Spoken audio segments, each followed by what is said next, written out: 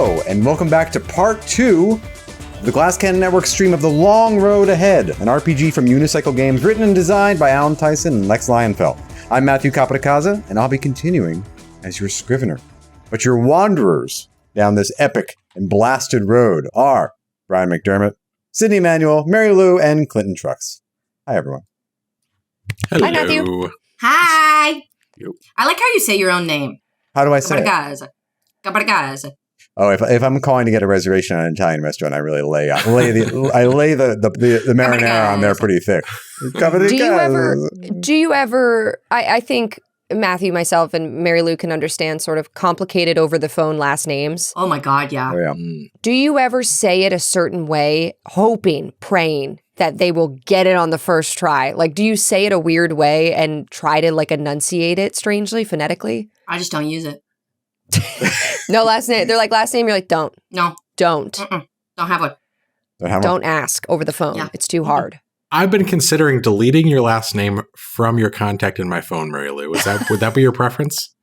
No, because I like my friends to have it because it's like real, you know? And if the cops ever come looking for me or whatever, in case of an emergency, need to know my legal last name, then you can have it. But your government name. You are in my phone with a last name. So I don't think I have you in. I don't think I have you in with your last name. So I think maybe you have that's okay too. But I wasn't sure how to spell it, and I didn't want to put it in spelled wrong. And God forbid, I have to type it out one time, and you're like, "That is not how you spell my name." How embarrassing! It's 12 letters in German. Like it's really weird. So I don't blame you. It took me a really long time in second grade. I was pissed. When they would be like, you gotta write your name 7 times, and I'd be like, this is not fair. Yeah, no, Katie it wasn't. Yeah. Smith is not working as hard as I am. You've got to sharpen your pencil halfway through. When I was in kindergarten, my mother tells a story specifically that like they were like, okay, write your name 5 times, 7 times, whatever, and then you can have snack. And I was outraged. Oh, dear. That's well, there's no snack left by the time there was no snack left by the time I got through all these letters. And that's not fair. It was not fair. But I would say mine is phonetic. Like if you pronounce the letters, you get the name. Yeah. Like it's long enough to people to get about halfway through and give up. As someone who has to type out your name a lot, I agree. Super easy. Sorry. Halfway through, I'm like, you only need like 1 P, one this, one that. I'm like, totally. Don't worry about it. This name makes total sense. It's perfect. Troy's name is a little more difficult. Sure. I still get it wrong. I have to check every time I have to type it. My fiance misspelled his name on a document recently. And I was like, That's okay. And that's okay. People spell my last name wrong. It wasn't totally okay.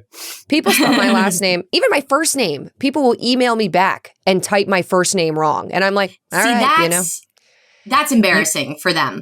You win some, you lose some. If it's in front of you and you're spelling it wrong, I see a lot of misspellings of Sydney's first name as someone who trolls through comments. Yeah, even on the comments, they know my name is Sydney, spelled with 2 Y's, and they'll say Sid, S-I-D. S-I-D. And I'm like, What? That's so really mad about something you did, but they don't want to. Well, I mean, it's like you're the Final Fantasy character. You need to be like, I'm not the Final Fantasy character. Which is fine. I'm the Toy Story character.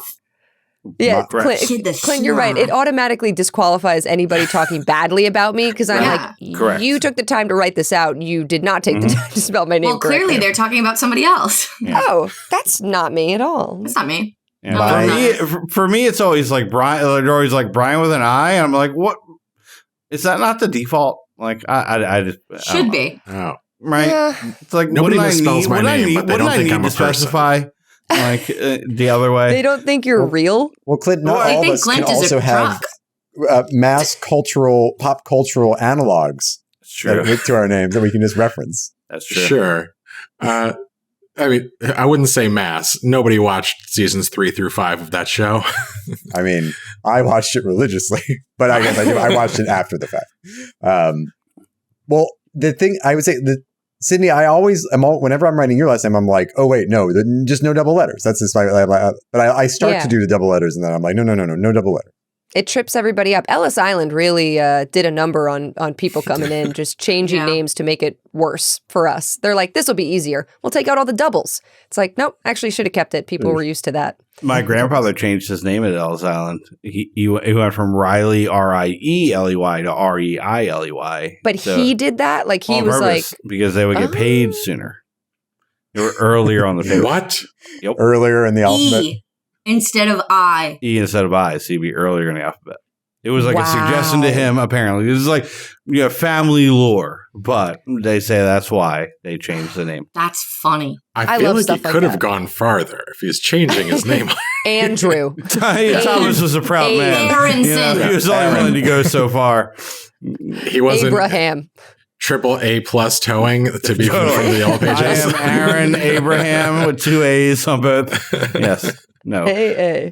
Well, so this game, as we started last time, is a story of epic journeys. And as we also mentioned last time, we are recording this in the past, but you are all in the future at Gen Con or living vicariously through these streams elsewhere. Have fun at Gen Con. Have fun. We're having fun. Have fun. And I was thinking maybe we all have a story of an epic journey related to Gen Con. Or at least a fun story from Gen Con that may be involved. Because it can be a journey to walk from one end of the convention center to the other. It is a journey sometimes. It is. Does anyone have a quick one? Literally walking around. Last year, I very much wanted to donate blood at Gen Con, which is a thing that you can do. Yeah. They work with the American Red Cross, and it's a big convention, so it's a great place to do it. And it was in the football stadium, which I had never gone to at Gen Con because it's not in the main convention building. It's like across the road, across another road, and then you have to enter the stadium, which is its own separate building where they do like separate stuff. So I had never gone there, and I was very confused. I didn't realize it was in the football stadium. I got inside, and then everybody told me to go to a different floor to where the blood donations were. And it was like they used all the different floors of the stadium itself. It wasn't just like, I thought it was going to be the ground, the ground area. The 50-yard line. Yeah, like, oh, they're playing Magic at the 50-yard line, and D&D's at the far end. But no, I went to every wrong floor, and I took the stairs a lot because I didn't know where the elevators were. I was very confused. So I did have my own journey. Finally found... You walked too far and then you let them take your blood. Yes. Well, I mean, Indianapolis has a big vampire population. Huge. Especially during Gen Con, I have to feel like that's makes sense. You know what I mean? We need your blood. Whoa. Is that why they were all dressed like that? Probably. Yeah. It was not a costume. And why they were all kissing? They were Sydney, I'm sorry. Rubbing their hands the whole time. sniffing me and going, yum, yum, yum. Licking your lips. Smelling you. You smell great. You smell great. Sydney, I hate to break it to you, but you do not have to leave. You don't have to leave the convention center to get into the football stadium. They are. Then why did I walk in the hot? You don't. You can walk across. There's a very direct path with the hallway that has more vendors that you can. My journey this year continues as I learn. I think Chill Touch is in the stadium this year. So really, no way. One of the shows. Oh my god! You're gonna have to hold my hand as we get there because otherwise, I'm not gonna find it. It's a little big. We're gonna lose you in the crowd like a child. Probably. I'm gonna go the wrong way. You're gonna need a leash for me. Wow. You have to wear like a balloon or something that floats above. Yes, put a balloon on me. That'll probably be. Well, so those of you watching the stream right now from Gen Con, just look for the balloon and the full-size adult with a backpack. Yeah. That'll be Mary Lou. Yeah, that'll really narrow it down. Speaking of like who I am as a person, I got my flight to Gen Con last year maybe a week or two before Gen Con. And of course, the only thing left was like a red eye Spirit Airlines. And so I landed the morning of my first show. I think it was Thursday. And I didn't have our Airbnb was not open yet. So I, first of all, had to pack everything I owned into a backpack because Spirit Airlines does not let you take on a carry-on without paying a lot of money for it. So I packed everything I owned into a normal-ass backpack and took myself and crashed on Paula's. It crashed in Paula's hotel room, showered, and then went straight to the, I think it was the Get in the Trunk. Yeah. Or the Delta Green show. And then you came out to lunch with us. I remember you had your backpack. Oh, yeah. Yeah, I had my backpack. So I had to take it everywhere I went that entire day and every other day. Like, because that was my backpack. It just had everything I owned in it. It was very heavy. That was the same year where I had that hotel room with way too many beds and I just lay all my stuff out and everything. How come you didn't help her, Clint? I would never. Well, Clint, I feel like you're the most veteran of all the Gen Conning here, right? You probably have gone more than anybody, right?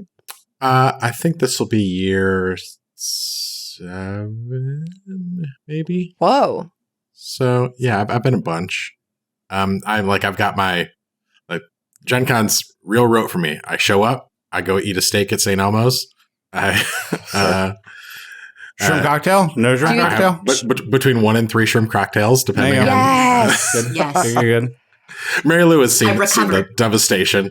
Yeah. Yeah. It's amazing. It's amazing. And well, I totally rather feel like you inducted me into it, that good tradition. Guys, we gotta go. Whiskey and Coke? Do you do the whiskey and Coke when you're no? What I like to do is I count the number of people at the table and I go 7 Brandy's Alexander, please. Okay, Brandy Alexander. Oh. I don't actually stingers all around, please. Vodka stingers. Well, I mean, getting through a meal at St. Elmo's is a journey into itself. A good one, a good journey.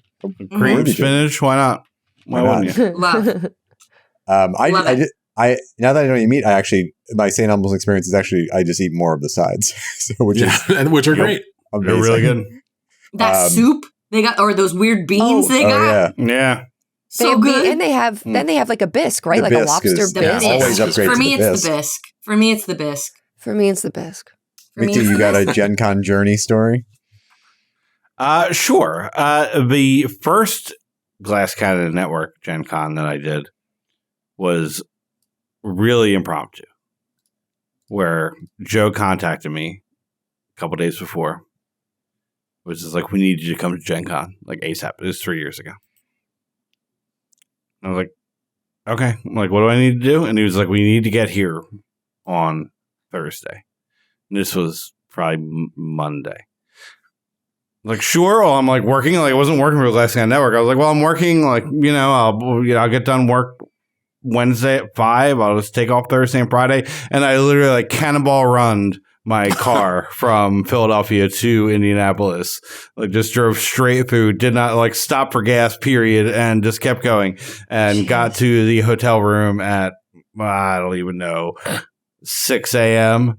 Like, I was getting there when Joe was getting up, and I went and slept for 45 minutes and then got up, and then I had a car full of nonsense that I needed to bring to the convention center that everybody needed. So I had to go do it. It was a cannonball run. And like, I've been driving there every year since. It's been a little less hectic to drive. How long is the drive? It's about like 12 hours, 13. Was that when we were doing what Jared affectionately dubbed the Glass Cannon Kill Room? Correct. That's what we were doing. The Glass Cannon Kill Room? It was a really thought through idea of having a recording studio on the floor. So it was just like a plexiglass cube. Yes. Hey man, it worked really well. It worked really well. I actually really liked it. It was really fun. It was really fun. It was funny. That sounds fun. We were doing these shows that no one on the floor could hear. Right. I would come and like knock on your glass. Yeah. I would come and like try and shake your enclosure like a little terrarium or something. It was like Slaughterhouse 5, just people walking by. Right. Totally. It's like those videos of like people interacting with apes like through the glass and showing on their phone. Like, that's what it was like. Friend of the show, Seth Skorkowski, came up to me while we were recording a show and did I'm blanking, Midnight Express. Billy! I just pressed his clothed nipple against the glass and then mouthed, "Oh, Billy," and then waved and left. Yeah. So my first Gen Con was that. No, it was rough. And I always drive now. Like I'm driving all the stuff out there this year, but now I get like a Penske truck and load it up and drive out there Tuesday, stop somewhere in Western Ohio, which is beautiful. And then drive the rest of the way to Indianapolis in the morning, on Wednesday morning. I will say, I believe it's Union Station Grand Hall is where Chill Touch will be on Saturday at 2 p.m. Eastern Time. Well, there are fewer than at time of recording, fewer than 40 tickets remaining. So like probably sold out. By the time you're seeing this, it's already too late. You're already too late. This is airing afterwards. Doesn't matter. It was a fabulous show. But yes, it was. It's the Let it be said, I've never seen a fire marshal at Gen Con, and I let everybody in. I don't give a fuck. 100%. I'm also the person on the door and all those things. I'm like, come on in, let's go, pack them in. What's the difference? And why not? I got to see Chill Touch last year, and it was amazing. It's so good. They are so funny, and you should go. Yes, you were past tense in for a treat because I believe this is airing after it happened. But and it's all thanks to Clint. You really enjoyed it. You had the time of your lives. Congratulations.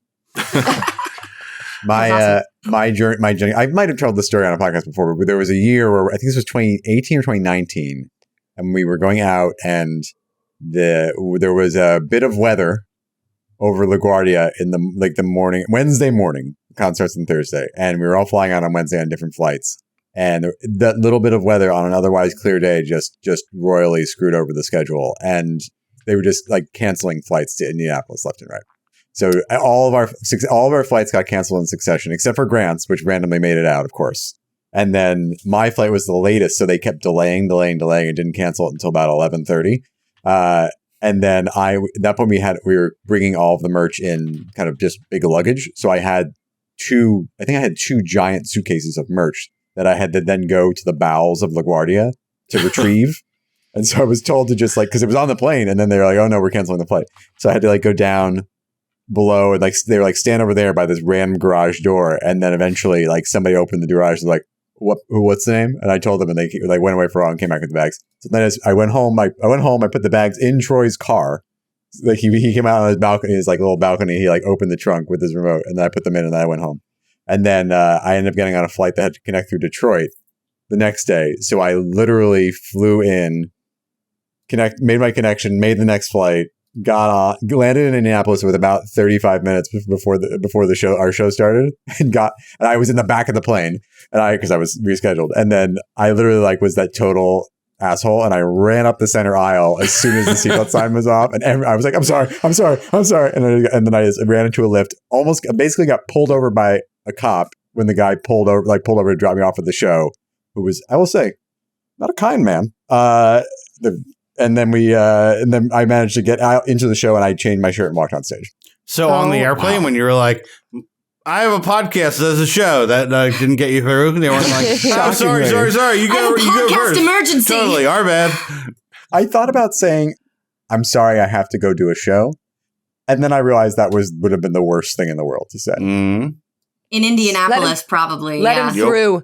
This man's on a podcast. This man has to pretend to be someone else. Clear the aisles. It was 2018. Not everyone had a podcast then.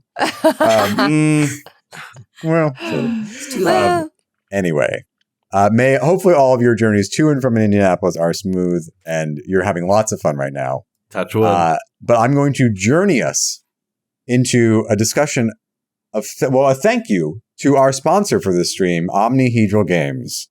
They are a game store in Savage, Maryland, owned by Laura Burns and John Smar, who are both longtime fans of the GCP. And they clearly have great taste in audio, in actual plays, and also they have great taste in games and great taste in dogs, we can say pretty objectively. It's cute dogs. Mm-hmm. And now a gecko. Oh, and their gecko. And now a gecko. Laura Dogs just and told lizards. me they got a new gecko. They named them Suki, which just is so cute. And they have many reptiles. This is just one of many very cute reptiles, including, I believe it's a bearded dragon named Puff. Come on. Of course. Of course. They're the best at naming animals. Little front door, but all right. Rated just a sponsor. Well, I'll say that they are multifaceted people, and it's like maybe perhaps like the reason they chose the name of their store, Omnihedral, as in all sides. And they want you to they want to allow you to embrace all sides of yourself. So they carry RPGs, board games, STEM, books, whatever. And their whole mission is they really want you to like the games you get. And the cool thing about them, and this is how we recently interacted with them, is they have a games library of about 7,000 board and card games, right? Yep. And Crazy. You can play them in store, you can rent them and take them home. And beyond that, they have an RPG library. And you can come to the store or order online at info@omnihedral.com. And they also do events like they did our Vegas retreat. They do weddings, they do bar and bat mitzvahs, office parties, conventions. They're just great people, great games. And yeah, check them out. And thank you to them for sponsoring the stream.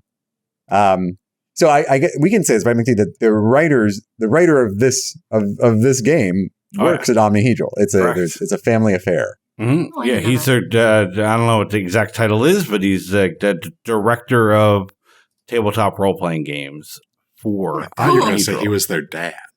Very cool. Their dad. He's their dad. I think he goes by Daddy.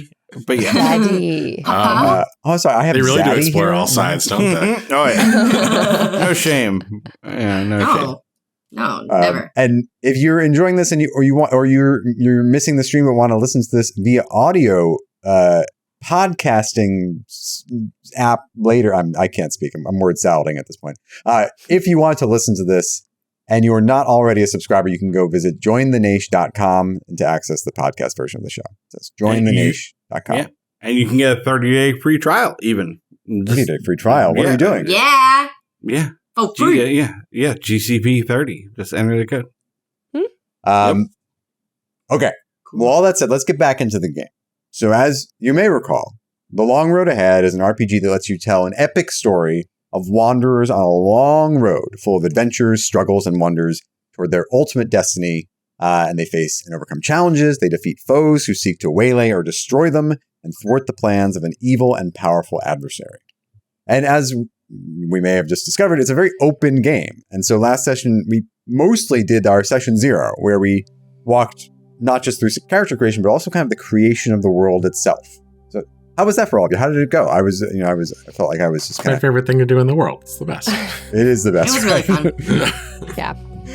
Yeah.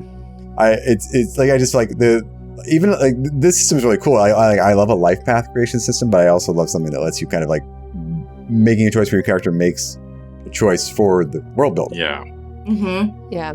I loved once we kind of like finished the character creation and we had to find each other in the world, like how we started traveling together. I think you asked us, Matthew, and it just expanded so much. There are like rival kingdoms, there's all these problems, there's espionage happening. Like we're probably not even going to get to that stuff, all that like backstory we were creating in terms of this game that we're playing today. But like the Herald of the Apocalypse is somehow intertwined now. I don't know, it just all kind of fell into place within like 5 go-arounds of us just saying ideas, which was really fun. And there's multiple ways you can do that. You can start with the adversary, you can start with the world, you can start with the characters. And I like the way we did it, where it was like the characters started to bleed out into the adversary and into the world. That was fun. Mm-hmm. Yeah. Fun for me. I just got to listen to it. But why don't we go around? Will you introduce your characters just so we can remember who you all are? Yeah. McD, you want to kick us off? Sure. I mean, you guys seem cool. So my character's name is Steve. Yeah. He is the one who walks 2 paths is the archetype for this character. So he lives in between 2 worlds. He works in the post-apocalyptic restaurant industry, which is even more brutal than the current restaurant industry, if you can believe it. You know, also big into the festival game. He does well in, both cities and, out in the wilderness is a shorthand for City Mouse, Country Mouse. This person, correct. City Mouse. Those are the literal 2 paths. He's ratatouille. That's it. That's it. He's ratatouilling it, Yeah. Okay, great. And remind us your name. Steve. Oh, Stefan to the restaurant Elite. And then Steve. This is our buddy Steve. I assume you're part of the festival crowd. Yes, to the festival crowd, he is Steve. Okay, great. And Sydney, who are you playing? I am playing Sir Kalian of Isgarth, heir to the kingdom of Toussaint. And the playbook that I picked was The One Who Would Rule.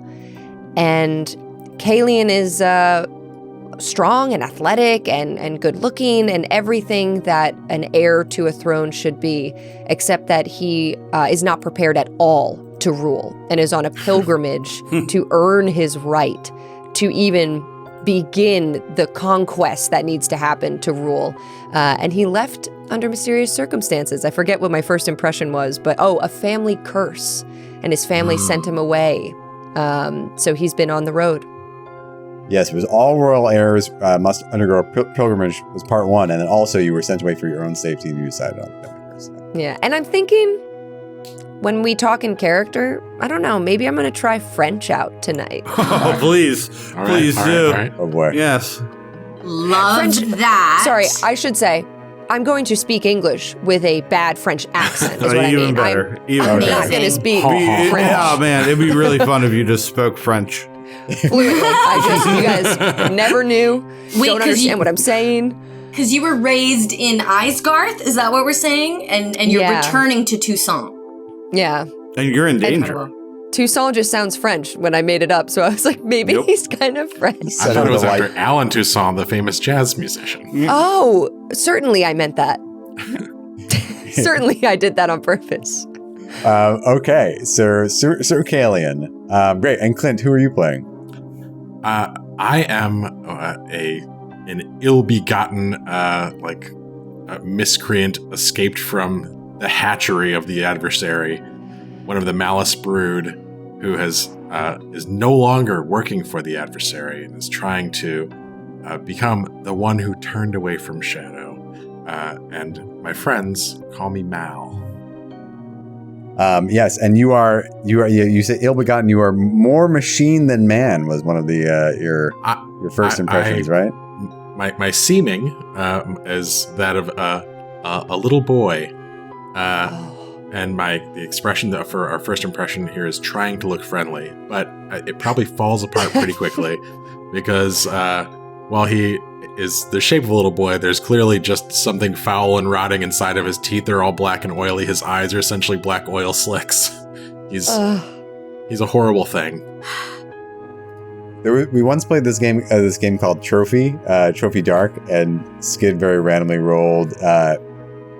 He rolled a series of character things, and he ended up being a kind of like a Pinocchio character, but his inside was filled with cockroaches, and the cockroaches together work together to like move him. That's is that there's a character for that in Gloomhaven. Oh, is there? Maybe it was Gloomhaven. That's fun. That's really awful. I love it. Just makes me think of the boogeyman from Nightmare Before Christmas. Yes. Oh, sure. Nightmare Full Before of bugs.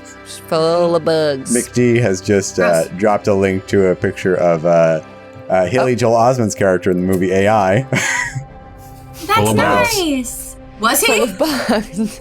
I mean, he also gets all weird and like spits out a bunch of blacks. You know, he could have gone way worse. Every kid goes through that phase. Every child of 7. I forgot that Clint made him a small boy. Yep. I forgot. Well, that was like a yes and of our defining the world as having like a Children of Men-esque lack of children, like they had been disappearing. Yes. The most horrible thing the adversary could field is a bunch of awful death kids, child soldiers, child terminators. Awful, terrifying. Okay, well, that's 3 of your merry band. And Mary Lou, who are you fielding today? I'm rounding us out with Jendalyn the Stubborn, who is the last champion, the last survivor of the legendary Legion, a noble order called the 100 Hellraisers, that were meant to defend the faithful and uphold the old laws. but they were all slaughtered in one final battle with the Malice Brood. And now I'm the last one. I am the wielder of the Hounds, which are a pair of deadly, not entirely of this world, guns. And I came across Mal, and he told me he wanted to be friends. So we're friends. And ran into Circalian on his journey, and he needed to be protected, so I protected him. And then I think Kalian was there too. So we all started traveling together. And Steve was on the road, man. Steve was there. You know what I mean? Like, he knew a safe house that you could actually go to. Oh, right. Is how that went. A safe house that at night became a pop-up restaurant. Correct. Yep. Delicious spicy noodles. Oh, yeah. If you're into it. Wait. Sounds great. You're making Which me also, hungry. your guns point to, we also established there are multiple worlds. That's true. This is an isolationist world, and which implies there are other worlds out there. And I was going to say what you're going to say. You say it. Well, we are in a town that has a huge monument of a silver archway that almost looks like a gateway to the west. Weird. Because we also included that there was old civilizations with technology far exceeding our current technology. Yeah. So much is happening. History-wise, and to pull back the curtain a little bit, that was like my thing that I wanted to throw into the hopper, is that this is where we actually were and when we actually were, and then we spent like 10 minutes talking about St. Louis at the top of the show. How did that happen? I was like, this is amazing. I didn't even leave just it. Sniffed it out. Last night, Nelly did a surprise concert after the Phillies game in St. Louis. Nope. In Philadelphia. Still Band-Aid on his face? Probably. I don't know. I didn't watch it. But I know what happened. I saw Nick Castellanos dancing, and he seemed happy that Nelly was there. Former minor league baseball player, Nelly. He was a minor league baseball player? What? Yeah, Nelly was a minor league baseball player. I had no idea. Did not know that. Yeah, he was a prospect. That makes me respect him more. Does it? And I already respected him so much. I respect the pivot. Mm-hmm. Yeah. Well, to connect us there, we'll do a short little recap. So, where are we? Okay, so you had been traveling on the road for some time together.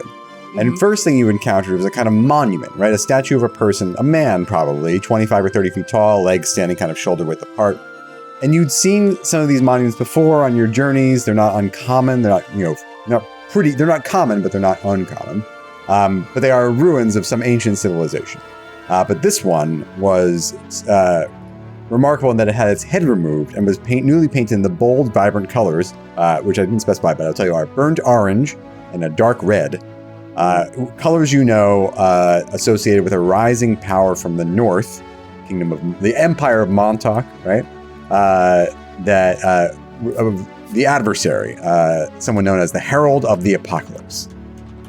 You kept traveling, and yes, you eventually reached a large-ish settlement, and you found the entirety of the settlement's population, probably about 1,000 people, gathered down by the banks of a muddy river, where an altar had been erected underneath, yes, a relic of some ancient civilization, this massive arch, maybe 600 feet tall. It did indeed feel like some sort of gateway. But on that altar was a young man stretched out on the ropes, and another man in a hooded robe, burnt orange and dark red, the colors of the adversary, the herald of the apocalypse, and he was just raising a curved blade high. And that is where we will pick up today. And also, this whole crowd is chanting, "Bring the end, bring the end, bring the end." Is the ritualistic aspect of this something that I know to be part of the Herald of the Apocalypse's vibe, shtick? You recognize the chant for sure, and you recognize the figure. The specific circumstances of this ritual, that's happening on the altar, are not familiar to you. Kalian sort of looks at Gendalin and, I mean, they're trying to not draw attention yet, but he sort of reaches for his sword in its sheath and kind of gives the eyes of, what should we do? Are we going to do this? I don't know.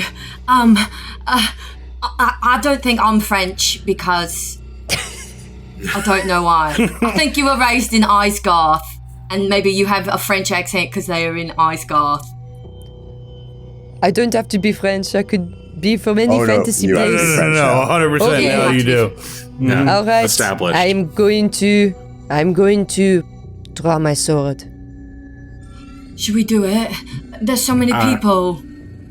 Didn't you describe there as being like 1,000 people? There are about 1,000 people. We can save him, but we'll be killing ourselves. Oh, I'm so torn. I think you can chill. Though, I think we can just... It's a young man. A young man, probably about 20, 25, somewhere that way. Remember, they're lousy with them. They can lose one. I will. Mel, don't say that. It's weird. It's weird when you say that. I just want to point you to, remember, the basic moves of the game. Now, obviously, your characters have specific ones, but you have a lot at your disposal that it does not necessarily have to be combat. This is we can go into a kind of encounter mode if that's what you're into, but also this is kind of a the fiction of the game is maintained by a conversation back and forth between me, the Scrivener, and you, the Wanderer. So we can do whatever we want. And in classic Powered by the Apocalypse style, you don't actually ever roll any dice, correct? Everything we do is... Yes, you roll, and then it's determined. I mean, I roll for my guys if we get into it, but it's all successes and failures are all determined by your rolls. Gotcha. So I'm going to... I think Mal takes his moral position in any instance by what Gendalin does? Gendalin. Sorry. It's close. Like told you my name so many times. Similar. Yeah. It's alright, like I'll respond to either one, but like my name is Gendalin. The stubborn. The stubborn. You like that part? You're proud of that portion? I mean, no, that was my name before. They were going to get rid of that when I became 100 Hellion, but then they're all dead. You can died. call yourself anything you want now. What?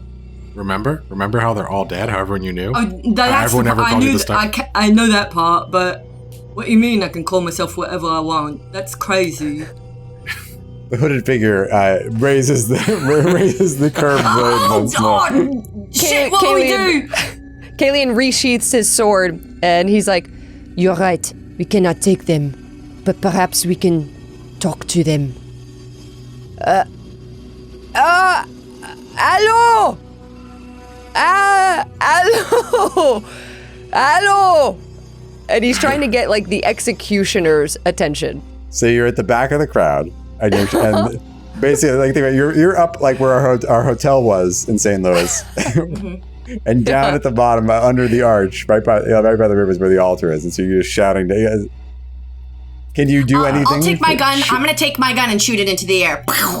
Okay, that's gonna have an impression. So you shoot the gun in the air, and people start to panic.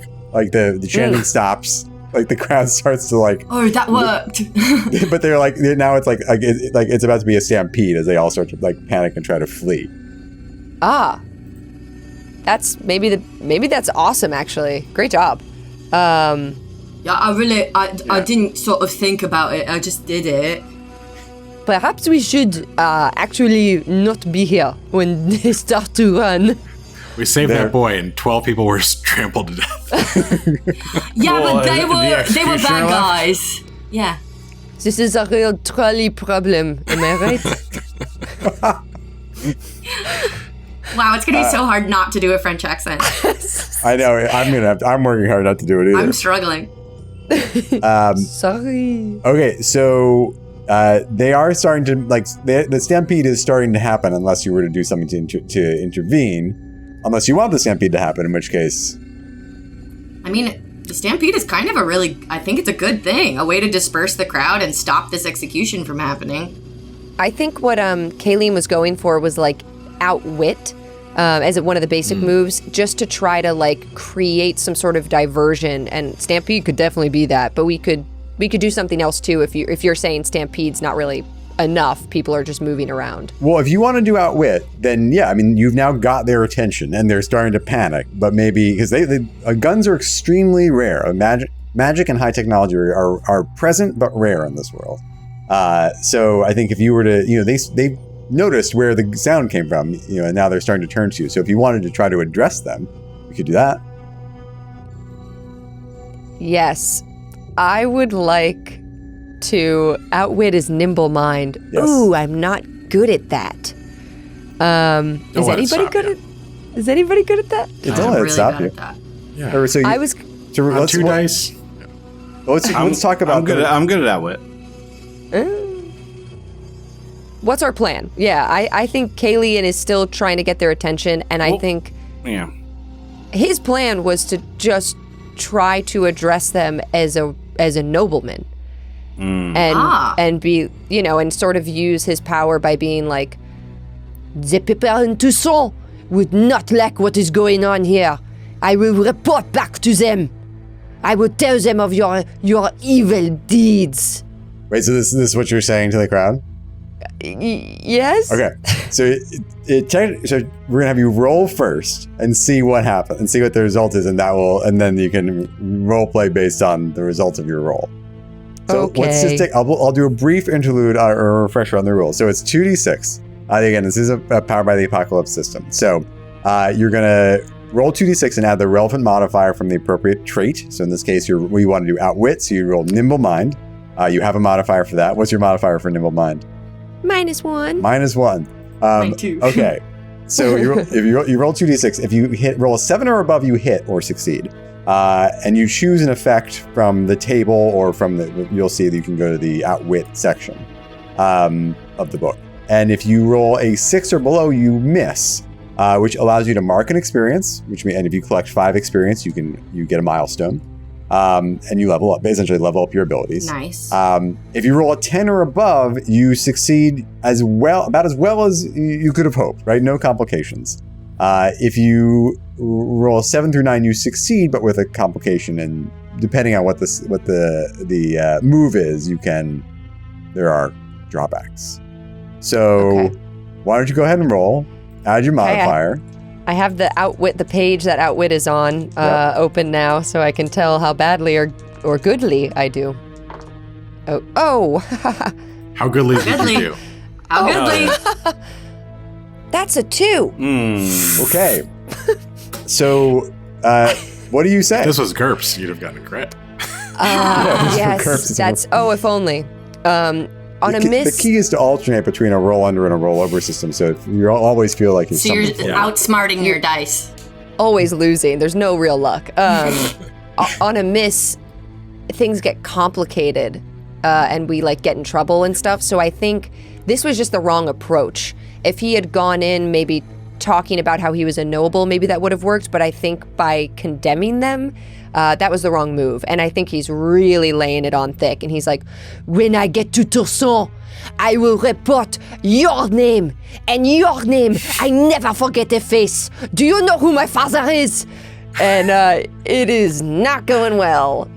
It's like making us think less of you. We're like, oh yeah, it's not a good approach. One of those guys. I've never heard this kind of guy in a French accent, and I like it. It fits. Really pissed off. Do you know who my father is, man? In French. Uh-huh. All right, so you mark an experience for the miss. That's the upside. The downside is, and because you rolled a 2, you rolled a natural 3 adjusted 2. Okay, so I'm gonna say but because you on that miss, the guy at the altar, the guy in the hooded robe is he points the curved blade at you, and he's like, "Kill them." Oh, now that's rude. Did he say kill them? Yeah. Okay. D'accord. Is this a very compliant crowd? Are they great idea? Or are they still stampeding? they're fractious and stampeding, but some of them are coming towards you. Oh. I think I'd like to say something and use my outwit, nimble mind trait. Okay, great. Kalian steps behind Steve. So Steve, No. We're gonna stand together. Like I'm gonna put my arm on you. I don't think. Just like put my hand on you. They don't want to talk to me. Want me to roll first before I tell you what I'm gonna say? All right. Yeah. So I have a +3 in this. Okay. So, wow. so you're rolling nimble mind. So 11. Okay, that is an unqualified success. So what do you say to quell this stampede or stop them from wanting to kill you? Sure. Whatever. I'm dusty clothes, like very like plain looking dude. Puts my hand on, this nobleman. And he's like, I've never missed an opportunity to have a good time. But what I do miss are the times that I could have stopped someone from being hurt. That I could have stopped violence. That I could have helped someone in need. Like, that's what I regret in life. Don't regret your actions today. All right, and this seems to have a strange effectiveness. It lands on the crowd. People, that kind of quells the stampede, and people are kind of confused. They were just swept up in the intensity of this ritual, and now they seem to. There was this person with a gun, and then they were told to kill them, and now they're just kind of standing there, a little bit like not quite chastened, but like chilled out, thinking about it. They're thinking about what you said. Meanwhile, the guy is still up on the altar. Like the guy's still up on the altar, strung up. But at that moment, who is the most? Let's say who has the. I guess it would be you, Steve. You probably have the highest nimble mind, right? Yeah. Yeah. You notice behind as you're talking to the crowd, speaking to everyone, that a figure has climbed up the back of the altar and has reached the young man and is cutting his ropes. Nice. I hear that has risen. The crowd, though, as they're chill out, they start to turn around a little bit. Can we get... Gwendolyn is going to Hello, talk. my baby. Hello, my darling. Hello, my ragtime gal. Are you buying time? Are we distracting now? Good. What's this person like? What's this person look like? They look like a townsperson. They're they're scrappily dressed. They're adult but young. You can't at this distance. You don't really know. Can't really see much in the way of features. But they're sawing at the ropes. They've gotten one down as you're sawing and dancing, I guess.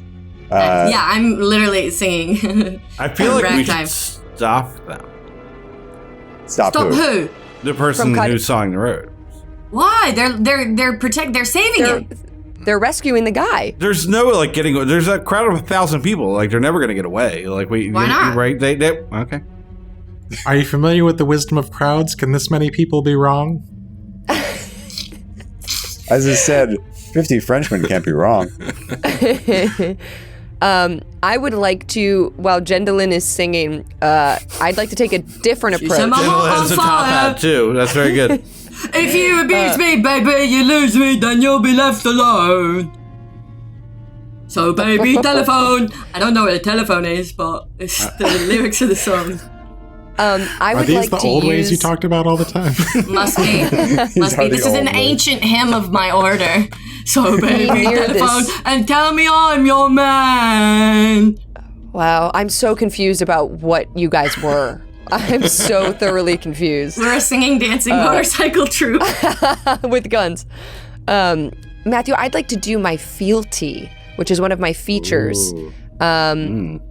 I would like to gain the fealty of one of your... It's only a Scrivener character. But as this distraction is going on, I think I'd like to take a different approach using my Iron Will and speak to them as a friend. Instead of demanding that they are going to be in trouble or something.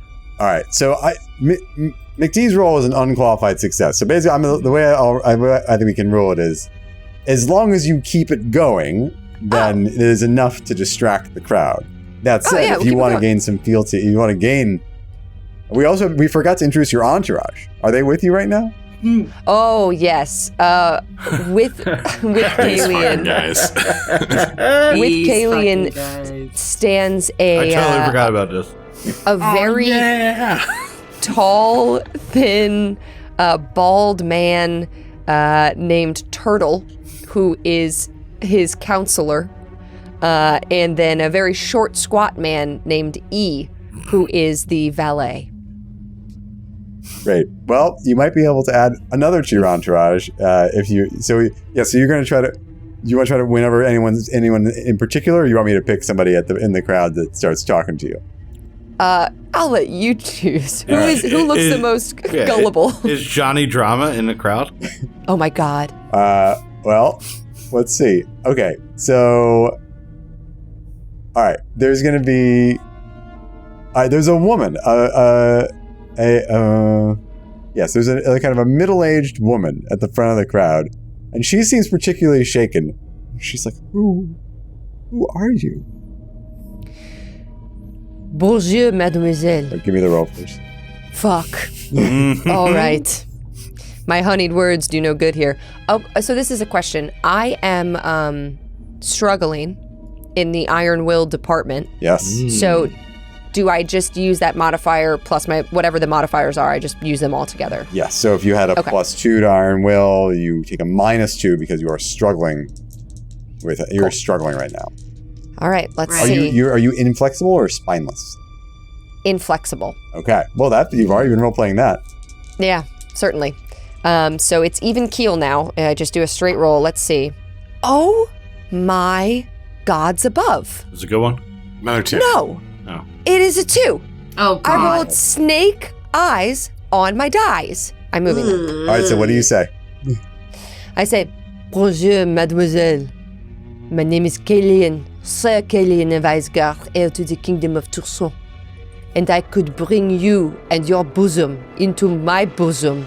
Oh God, why did I say that? I could hold your hand in the platonic way. No, you said bosom. You said bosom. I could. Don't. No, I could. The woman throws a mud pie at your face. Oh, my ascot. As soon as she throws a mud pie, I immediately use bend reality and make the ground into a gaping maw that just swallows her. Oh my God. Okay, go ahead. Yeah. Roll bend reality. Cool.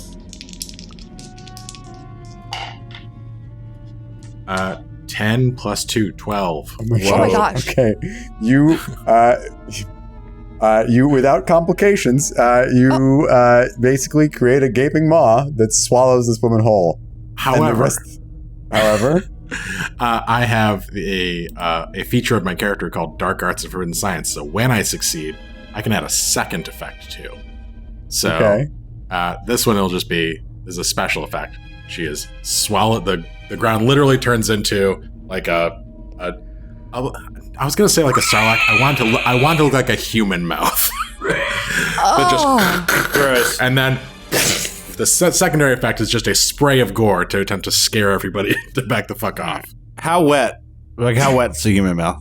I mean, how wet was she? What do I got to work with? No, the mouth, the human mouth. How wet was that? Oh, like is it slobbery? Full ASMR. It's like this human mouth was about to throw up, and so it's just like full of saliva. Like they just ate Sour Patch Kids, full of saliva. Whatever gets you through the night. Okay, so a large human mouth appears and swallows this woman who threw the mud pie whole, and then huge amounts of gushes of blood starts gushing from where she once was. Now the crowd is panicking. However, you have you look down to the altar, and the figure has grabbed the young man, and they're sneaking away. And the hooded figure has fled once this happened. And there's just total chaos. So you could probably you feel like you could escape I say, I too have created a distraction, and then I run through the crowd. Oh, can I stop singing? Wait, Mal! Don't disappear into the crowd. I need a leash for you. Oh no, I need a balloon. Oh no, I think Sir Kalian is quite upset. He's so upset. He like wipes the mud off and just looks at Mal going and is so concerned. She's probably not dead. As I look at mechanically, she only did like 3 harm. She's probably fine. I mean, she's just a villager or like a townsperson. Let me look at my stats. She's so dead. She's super dead. That you exploded. Super dead. Okay, yeah. No, I'm gonna say she's dead. Wow. Mal just killed her. It's war, baby. Sir Kalian wipes the mud and runs after. Hey man, an assault on the royalty is an assault on the state. Like you can't let that go. Okay, so it's a slippery slope. In the chaos, then you guys slip into the crowd, and you're kind of like trying to find a place to hide out, right? Or get back to the road or something. Like it's just chaos. And as you're rushing through the crowd, and you kind of get back into the town, and there are crude structures that have been erected, and all of a sudden, like you're passing an alleyway, and you hear psst, psst. Who? Us? This way. Okay, I'm gonna follow them. Okay. Okay. D'accord. Trustworthy. I dive into the shadows. You dive into the shadows. With the strange voice. You kind of like in the shadows of the alleyway, and it's starting to be it was kind of dusk, and now it's starting to become night. You recognize 2 figures. One of them you recognize as the young man who was on the altar. He's shirtless, and you can see now he's been beaten up. He's kind of bruised and bloodied. And then there's also a kind of a younger woman, roughly his age, but a little younger. She's like, this way. Look, it's our friend. Come on, guys. We saved his life, so he's gonna save ours. And she kind of opens up one of those old like cellar doors. Oh, a Bilko good door. hiding spot. Is that what it's called? Like the doors that open up into the cellar? Yes. Like the slanted doors? Yeah, Bilko doors. Like Ann and Uncle Henry. Mm-hmm. In the basement. Yeah, the tornadoes come in, for sure. Anti-am. Good hiding spot, yeah. Okay, it seems a little more strange. We are following them into the hole in the ground, but okay, going inside. No, nothing bad has ever happened underground. It's fine. I'm gonna dive on in. Statistically speaking, Sir Kalian, we are the danger. It should be fine. This is so true, Mal. And Sir Kalian pats Mal on the back. That cannot be more true than it was today. Horrifying out there. Horrifying. And just walks in. I think I've been in this basement. You've been in this basement? I think so. You've been here before? You've been to this town? I'm pretty sure. Okay. I recognize the basement anyway. Been to a lot of basement parties. Got it. Underground. Basement, seen them all. Mm-hmm. Yeah. Shows. It is a nice basement. It's like it's the basement of what looks like a pretty, nice house. Finished, shag carpet, a Nintendo. A bar. There's a second full, fridge down there. A full wet bar. Yeah, totally. Yeah. There's a full bathroom down here. A big freezer where you keep all your meats and sodas. I just ordered one of those. They don't have a chest freezer, but they do have. Very excited. There are racks of wine, of what down here, and waiting for you down there. In addition to the young woman and the young man, is another young man, and he's like, are these the ones? Are these the ones with the power?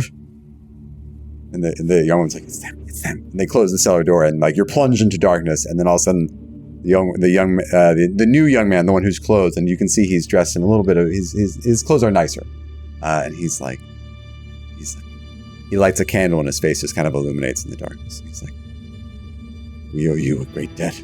You have terrible powers at your disposal, but we thank you. Thank you.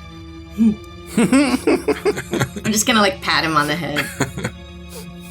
And he turns to the other man, the man who was on the altar, and he goes to him, and he's so like, kind of emotional about it. He's wrecked. He's like, what have they done to you? Oh God! Oh no, this is so terrible. Why were they torturing you on that stage? What did you do? And the two men exchange a glance. And the woman's like, I'll tell you why. These two, they've been carrying on. You guys kissing? Do they not like that here? No, what is wrong with that? Everyone should kiss. Brothers, mothers, fathers. That's a complicated can of worms that we don't need to get into now. No, we're fine with that here. It's... I should tell you. Do you know where you are? In your basement. You're in the town of Gref's Fortune. Gref's Fortune. Not what I expected, Matthew. No. What did you expect me to say? St. Louis? Yeah, kind of. I thought you would find some St. Louis. Some Tolkien / Mad Max version of St. Louis. Oh no! It's St. Louis is long gone. Gref's Fortune. Gref's Fortune. And she introduces herself. Her name is Luna, and she is the sister of the man who was on the altar, who introduces himself as Anders. And the other man his name is Elkin. And he... No, which of them kiss? Elkin, who's kissing? Elkin and Anders are the ones who are kissing. Okay. And Elkin is the son of the town foreman. And he's the one who's dressed super nice? He's dressed the son of the town foreman? Okay. Yeah. And our town, we're normally such a stable, fortunate, blessed place, but things have been... Maybe you should explain. And he turns to Luna, who seems to be the most with it of the three. I'm going to give you the fast version of this. So she says, it's dark times. Dark times have descended on Gref's fortune. Gref, his father, is the town foreman. It's got a whole town named after him. Yeah, wow, the town was named after this dude. Like, wow. Generations and generations and generations of Grefs. So he's like Gref the third? He's like Gref the sixth at this point. Wow. Oh, okay. Wow, that's really cool. Yeah. And it's really imaginative, but it's nothing as I describe it. I wish I could. I want to do this in character, but I also want to be conscious of the time. It's actually less about homophobia and more about the fact that the world is losing children. So the idea of the town foreman's son needing to be able to procreate and create more Grefs to run Gref's fortune. Oh, that's so sad. You can't adopt. And your fecundity is owed. Yes, it is. And my mother, and this is Anders speaking now. He's like, my mother and my father. They thought this was all in good fun, and then of course the reality of it sunk in, and that would have been fine except for when the troubles began. When was your town infiltrated from the herald of the apocalypse? And Luna takes over again. She's like, well, they've been here for some time, but just a few of them. They're just kind of extremists, and nobody really thought much of them. They just thought they were just, conspiracy theorists and exaggerators and tale-tellers. But about 5 months ago, that's when the people started disappearing. People disappearing? Yes. To where? More than the children? More than the children. Children have been relatively safe here. We haven't had as much of a problem as we've been hearing, but around our neighboring settlements. But this is, it's something with the river. People have gone down to walk along the river and not come back. No bodies have been recovered, but then also trade has been disrupted. No boats have docked at Gref's Fortune for some months. You don't know what's going on. It's as if they've been swallowed up by the river itself. Oh, that's bad news. So it's not like they just pass you by. You don't see any ships at all. You haven't seen any ships at all. From either direction. And this is a major thoroughfare. It's a major trade route. That's very strange. And that's when the heralds met. People started to buy into that.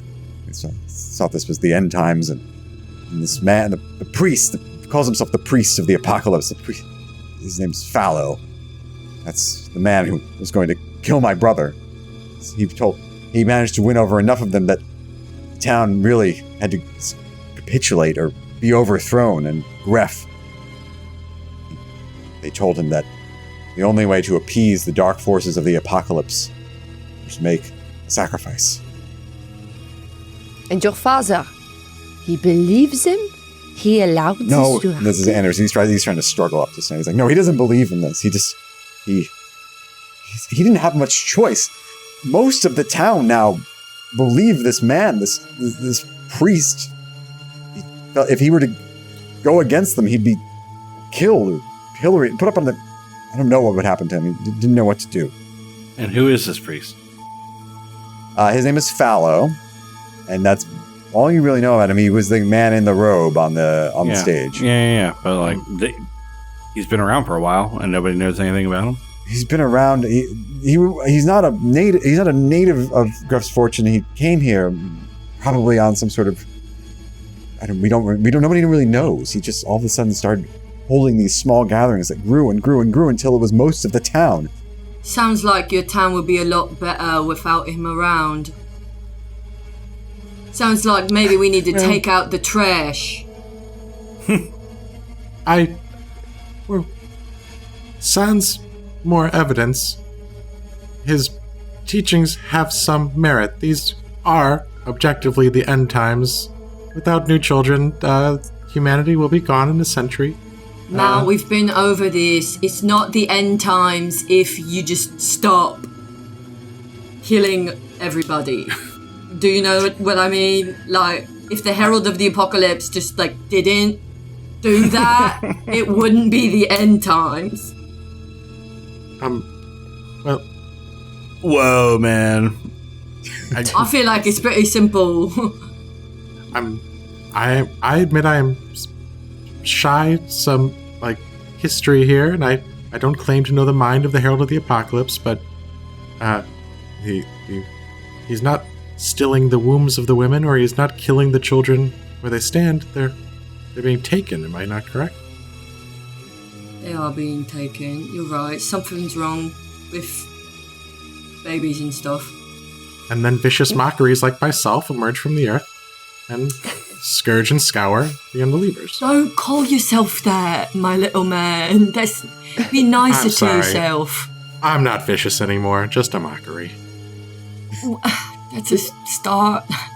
The Anders, the one who was on the altar, was like, actually, it was... vicious is in a good way. We swallowed up that woman with the mouth. I wouldn't have been able to get away without your help. Thank you. Thank you. It felt right at the time. Matt, he says with his black teeth and black eyes. Boy. Matthew? Yes, Sydney. Can I do a know their mind roll to better understand the motives of Fallow, so that hopefully if I do well on the roll, I get a +1 forward to the next move I make against or involving the character. Yeah. So you want to understand the motives, goals, or behavior of a Scrivener character or another Wanderer to better know their mind. You roll Folkwise. On a hit, you may ask the Scrivener or that Wanderer's player character one question about how that character begins, with who, what, when, where, or how. So you have to ask a specific question, and then you will gain you'll gain a +1 forward against the next move you make against or involving that character. Who, what, when, where, or how. Yeah. Well, I want all of us to take part in this too, so if anybody has any ideas, while we think Sir Kalian is going to turn to Turtle, who is behind him, who is this tall, thin, bald man who wears these long robes and always has his hands sort of together in pensive thought. And he says, Monsieur Turtle, what do you think you know of this fellow? And Turtle says, can I do a different voice with the French accent? I don't actually know. Turtle says... You're French Canadian. What the heck? Don't put pressure on me. I can't. You're just doing vowels. Yep. A-E-I-O-U. Okay. Perhaps I am trying to think of something. I am so old. This is turtle. Okay, it's sort of different. No, that's perfect. I see him. Right. Why don't you make your roll and then we can decide on the question. I have to know what the character sounds like before I make that roll. I understand that. I understand that. So you want to know about who are you trying to find out? It's about Fallow the priest. Fallow the priest, and I talked to Turtle, who is my counselor, who has their mind. So I'm going to use my entourage point to improve a roll for my know their mind roll. So basically, you do the roll, and then you can turn a miss into a 7 through 9, or a 7 through 9 into a 10+. All right, here I go. Using different dice. Come on, Sid. Better, not a 2. Okay, it's a 6. Okay. A 7 through 9. It's a 6. Oh, it's a 6. Yes, and then I can change it to a 7 through 9. Yeah. Wait, did you add your nimble mind? Is it what you know their mind is folkwise? It's folkwise. Yeah, I added my. Okay. I did. So it's a 6. Yeah. All right. So you're going to use your entourage point to turn it into a 7. Yeah, I'd like to at least pass. Yeah. Okay. All right. So here's what I'm going to do. So they're going to you've come to the conclusion you think you're probably going to have to kill this priest to help the town. That's what you think. Yeah. And do it in Turtle's voice. Tell me this info in Turtle. No, do it in E's voice. Turtle told E, and then E is Also so you French. Dispatch Turtle and E to see if he can make Dutch. Just FYI. E is Dutch. E is Dutch. Oh no. Honestly, okay. That's all right. I believe it. So you dispatch Turtle and E to gather some information about Fallow. So you the three Greff's Fortunites that are here with you give you some information where he might be holed up. And Turtle and E disguise themselves and go kind of blend into the crowd of his groupies and see if they can know anything. And that I'm gonna say their information is going to allow you to know his mind a little since you're not directly observing him. So. However, you roll a 7 through 9, so you give something away in the process of studying the other character. The Scrivener or other Wanderers player may also ask you a question which you will answer honestly. So here's what I'm going to say happens. So, time passes, and after some time, E comes rushing back down into the basement, and he looks terrified. He's like, "They got him. They got Turtle. They got him. I mean, if they caught us, they knew us immediately." And then all of a sudden the door opens and Turtle kind of walks in, and he's unharmed, but he looks terrified. Turtle! Fallow. Tortoise. Right. So Turtle was Dutch or E was Dutch? E was Dutch. E's Dutch. Turtle was like old Elderly and French. French. Don't know. So Turtle's like, "Oh no, this is terrible. Monsieur Fallow, he says, he commands you attend to him, or more will die." And we'll take a break, and we'll see you right after that. What a jerk. What a meanie. It's Friday night, and it's time for chaos! We got Ross Bryant! His skill has gone from a paltry 20 to a manly and robust 21. Nora Ibrahim in the house! If you fumble on a roll, you're breaking your elbows. We got Rob Kirkovich! You're a fucking intern, and you'll always be in it! Joe O'Brien, everybody! Joe! Mr. Walsh. Dr. Walsh, tell you what, I'll allow it once. I sort of thought between us there was a little, I'll fucking kill you! You have heroin? I accept you enthrall me, ever chaste. You're gonna have to get used to this shit. You hear the cocking of a gun. So what do you think? Who really is this Pale Viper? It's just someone going like, London Bridge is falling down! you have to meet all the guys! Drunken's shirt sucking. And then Carter invents the fist bump. This is the most fun I've had in a long time. Oh, we back in it. Back, baby! Yeah.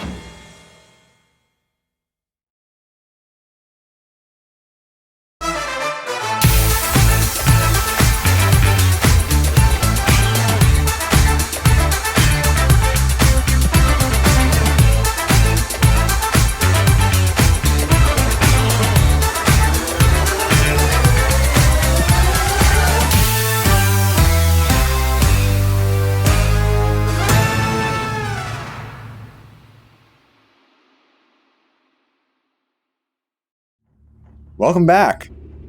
I'm going to immediately retcon something that I realized I should have done, and it's because I forgot to do E's Dutch accent when he returned. Oh. So we're going to say only Turtle returns. Okay. And they're and the Fallow and his followers are holding E, and he demands you come see him. Oh, no. Okay. Oh, no. Now wait. I would like to retcon, or not retcon, I would like to rectify. We did the role that Turtle assisted me on, but we did not ask our question. Yes, no, we gotta do the questions. Your question, and Turtle will be able to provide the answer. Turtle, I'm so glad you are unarmed. Obviously, it is unfortunate we lost E, but some things happen in this life. And he turns to the group. Okay. What do we want to know about Fallow? What is his greatest weakness? Where does he live? Does he have any attribute resistances? He loves too much. Gunfire, stabbing weapons, time disease. management. Well, you said river. Is it the Missouri or the Mississippi? It is. Well, Turtle wouldn't know this. That's not our question. That's not our question. Or is it? Like, pertinent. This is like Speak with Dead. All right, what is your question?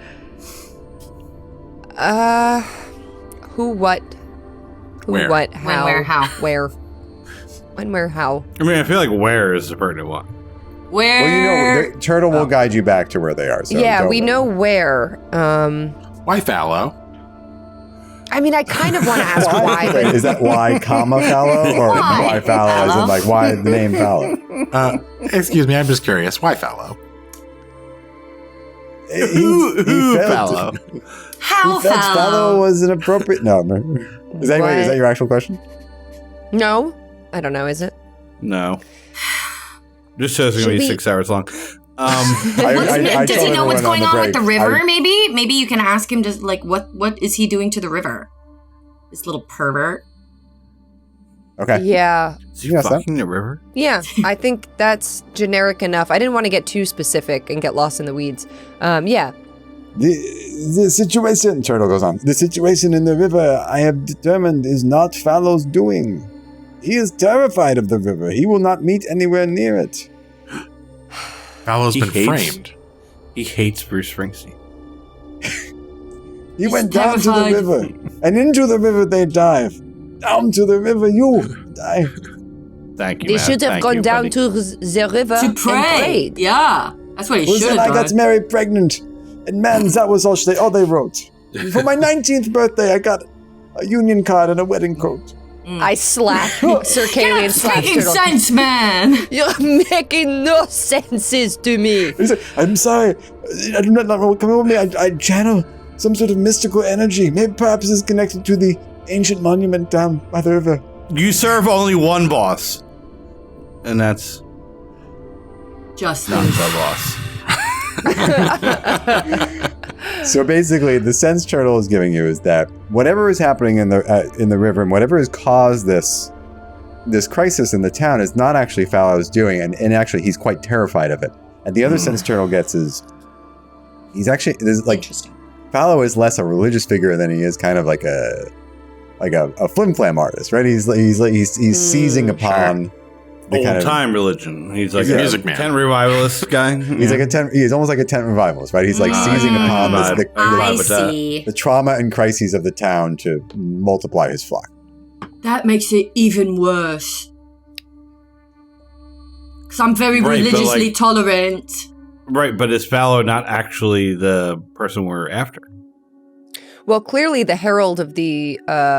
I keep wanting to say, is it Apocalypse? Or the Armageddon. The Apocalypse. Oh. I keep wanting to say Armageddon, yeah. The Herald of the Apocalypse.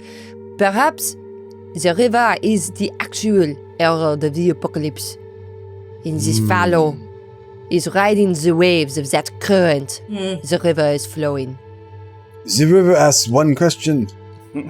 Is a dream a lie if it don't come true? Turtle, or is it go to your room. Go to your room, Turtle. I wish I didn't open up this line of questions. You really did. That was Pandora's box. You realize I am from New Jersey. So is Turtle. Yep. So is Turtle. So is Turtle. Obviously so. And so is Turtle. So is he. Well, yeah. Even if he isn't truly working for the Herald of the Apocalypse, I still think we should kill him. He's got E, who's a nice man, and he doesn't deserve this. And he's a troublemaker, this fellow.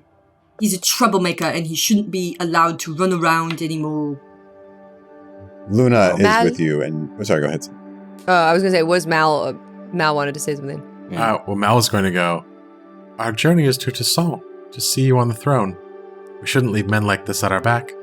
Let us be done with him and move on. Excellent. Perhaps Fallow is part of Montauk. Perhaps Fallow is in on all of it. Mal, you are so correct. Yeah, and you know that as we established during our world creation, that the Montauk Empire has allowed the Herald of the Apocalypse's kind of word to spread and to kind of flourish under their rule. To what end, you don't know. Bad news. But Luna comes up to you and she's like, you can kill Fallow, and believe you me, I would like to. But that won't stop it. The town is infected. I mean, hundreds of townspeople become infected with his beliefs. You have to show them, prove to them what he is saying is false, evil. Interesting. Very We have to burn this town down? No. What are you hearing? No, we have to show them. We must create an opposing dogma. We must create a fiction more real than his own.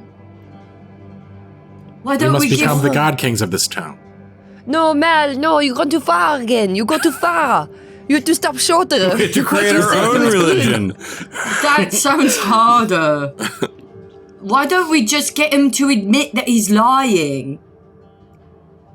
No, we should create our own religion and slowly grow a following until it rivals. Turtle is under instructions to bring you to Fallow. Yeah.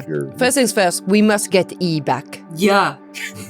I'll do that, yeah. This is like that episode where E is stuck up in the mountains doing a shoot with his new client. And Correct, where E gets taken by a religious leader and then Turtle comes back. You guys have two encyclopedic knowledge of I've seen like Entourage. 3 episodes. That's the one of the 3 I've seen. That's 3 too many.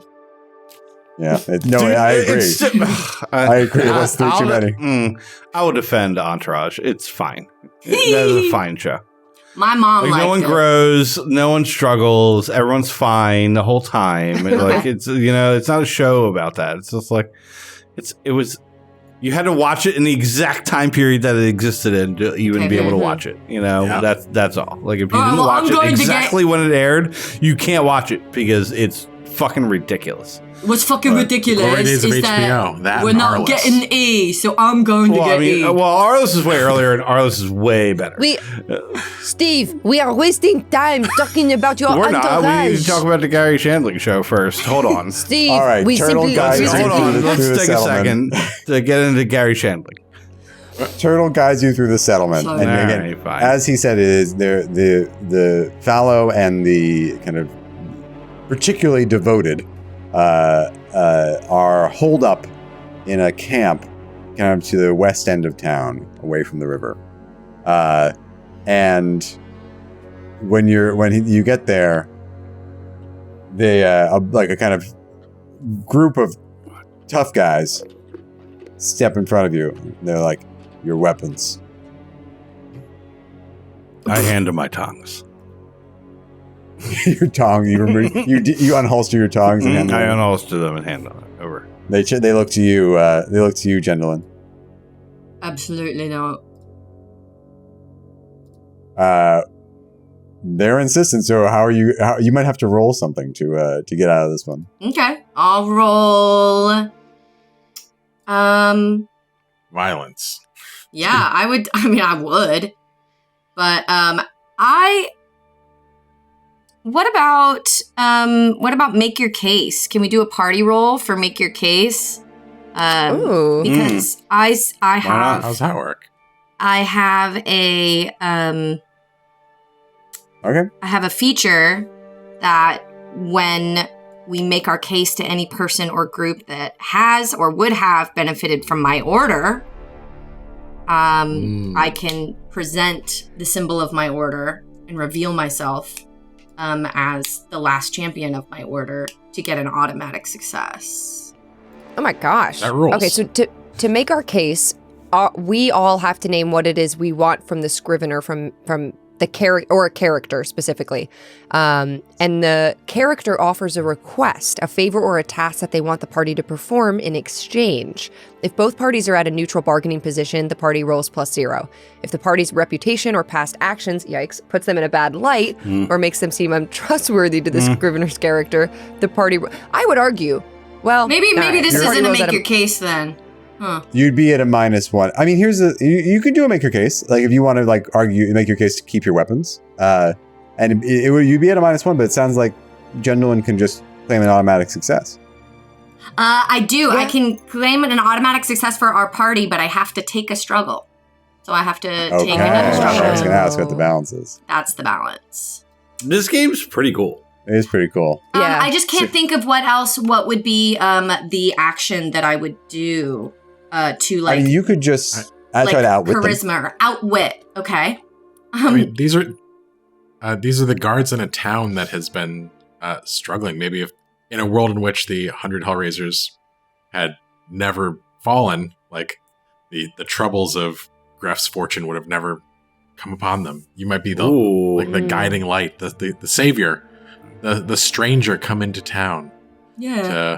The High Plains Drifter. The High Plains Drifter. Interesting. They also might be super hungry. Why don't you...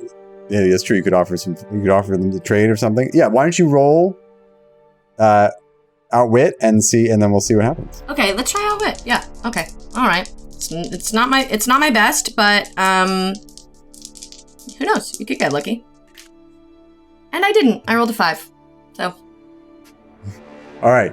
So they're like turn over your guns or whatever. Turn over those handbangers. Are we allowed to push that, or is it like once the decision's been made, the decision's been made? There's no real push mechanic, and No. I don't mean push it, but like, am I able to use my I know how they think playbook feature? Sure, why not? To be like, what do you do? Just what I was suggesting. Be like, when was the last time you guys had a home cooked meal? And this would it would take a +1 on outwit, only if the people I am rolling against are using nimble mind. However, well, I'm gonna say this sounds fun. Like you offer them a home cooked meal in exchange. Totally. To, like, you know what I mean? Like show weapons. me to your, cook tent, and. All right, so do you get an automatic success, or do you guys get a bonus to outwit? No, I get a +4 essentially. All right, great. So go ahead and roll outwit. All right, let's see. Wow. 14. Okay. Oh, you most decidedly succeed. So I'm also going to give you a +1 forward on your next roll dealing with the cultists of the Herald of the Apocalypse. Great. So they allow you to keep your weapons. They're like great. They're actually like starving, and when you bring up the idea of food, like their devotion seems to just crack for a second, and then they're like, okay. Something else I forgot to, or I didn't realize, is that my weapons, the hounds, have the terrifying trait, which means seeing this weapon is frightening. To foes and innocent bystanders, they will likely extend that fear to the weapons user. So I think Gwendolyn is like, no, I'm not letting go of my guns. And I like show it to them, and they're like these nasty, I think, like pistols, just oily, dark steel, molded like a hound's mouth, like rah, like a wolf howling. Rah, it's the barrel of the gun.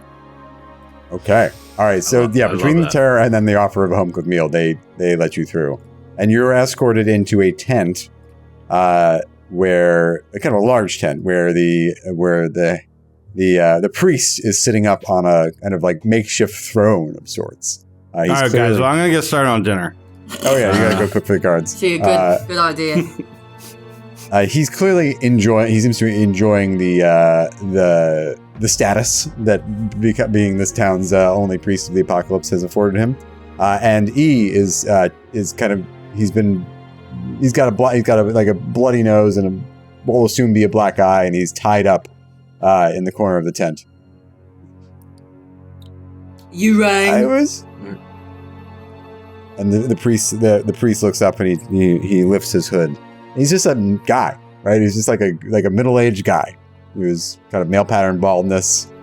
Nothing really remarkable about him. He says, "It's very noble of you to come for your servant here." Pardon. That is also mon ami. No. And also my servant. Sort of an indentured servitude sort of thing. Yeah. Well, perhaps we're not so different then, you and I. One of those. Hold on. No. I am not like you.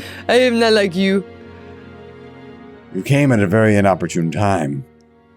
This town is in grave danger. I hope to save them from it, as I'm sure you would appreciate, as a former, as an heir to the kingdom of Toussaint, and a champion of the 100 Hellraisers. I recognize those weapons. Surely, and he looks over at Mal though, and he's like, "This one should not be with you. He should be with me." This one. Walk over to him. This one. No. Yeah, we're gonna pull him back by the shoulders and go, "Listen, Mal goes wherever he wants to go, which is right here, right, buddy? With us, your friends." But if I were to ask him if he wanted to rejoin the Malice Brood, to reconnect with what he has lost, surely you would not hold him back from his brothers. You want Mal, a superb person? I don't know the word for it. A superb thing. Robot. To join you. You, alone, in your tent, without a pot to piss in. You, at a podunk town while we make our way to Toussaint, to the actual leaders of the kingdom. Yeah, Toussaint. and you fend for scraps. You don't have any Mal's brothers. You don't have him.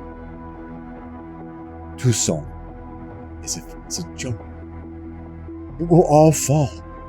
This entire world will crumble soon. What does one throne matter? That's what I told them. No. See? No. Everything's fine as long as you believe in friendship and each other. Speaking of belief, fallow is it?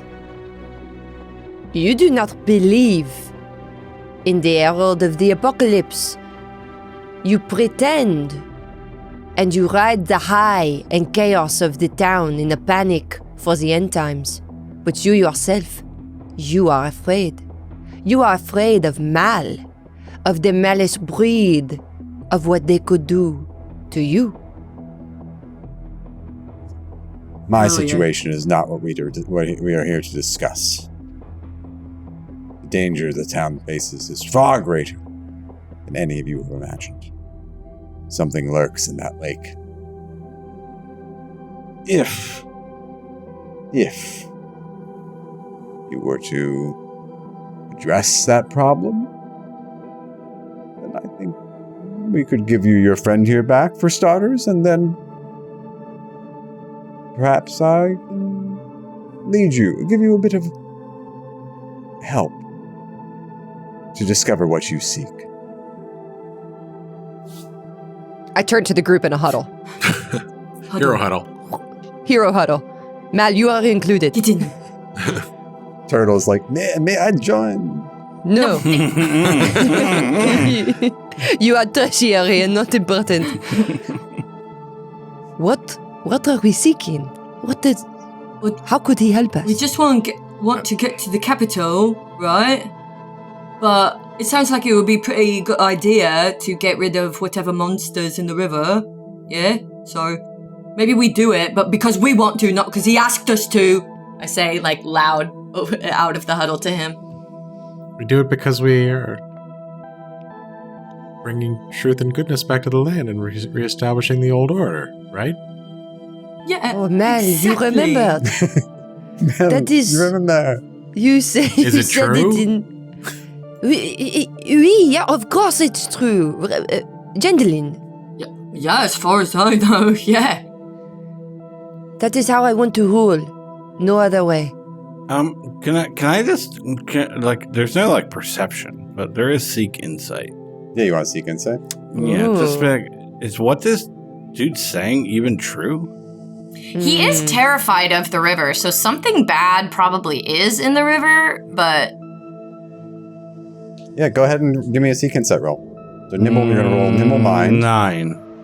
Okay, so you're going to hold 1. You can spend 1 hold immediately to ask me a question about your surroundings. Again, that begins with who, what, when, where, or how. And you can ask questions of any scope you choose, but my answer will be as broad or as narrow as your question. Yeah. Well. And you're going to get +1 forward. And actually, from the roll on this. So maybe if you want to ask, is he telling the truth? Yeah. He is telling the truth, and I think Turtle's intel is correct. I can't believe it's Turtle and E. But yes, Turtle's intel is correct. He does seem terrified of the river, and it's not just a terror of like whatever is happening there, but he's kind of capitalizing on a crisis that could spin out of his control, right? And his position could be exposed. Now, if he could, I think the deal he's proposing here is you deal with whatever's at the river. He then can claim the victory. He can take credit. And he will, but then he's also offering to speed your passage down the road. Okay. So I turn to Mary Lou's character and say, shoot him. Okay. And we can go deal with the river ourselves. Why do we need this dude to go to the fucking river? You know what I mean? Like, why would we? Honestly? We might we don't need him. We don't. I mean, do we? But you whisper that. So maybe I don't hear it. Shoot them, boys. Shoot them. Right? Like, why? We don't need them to go further this cause, but these dudes suck. I mean, Luna did tell us that there's like hundreds of them, and so maybe they'll turn on us or something. But maybe. Yeah, and the guns there was are a loud. 1,000 people at execution. Like, there sure were.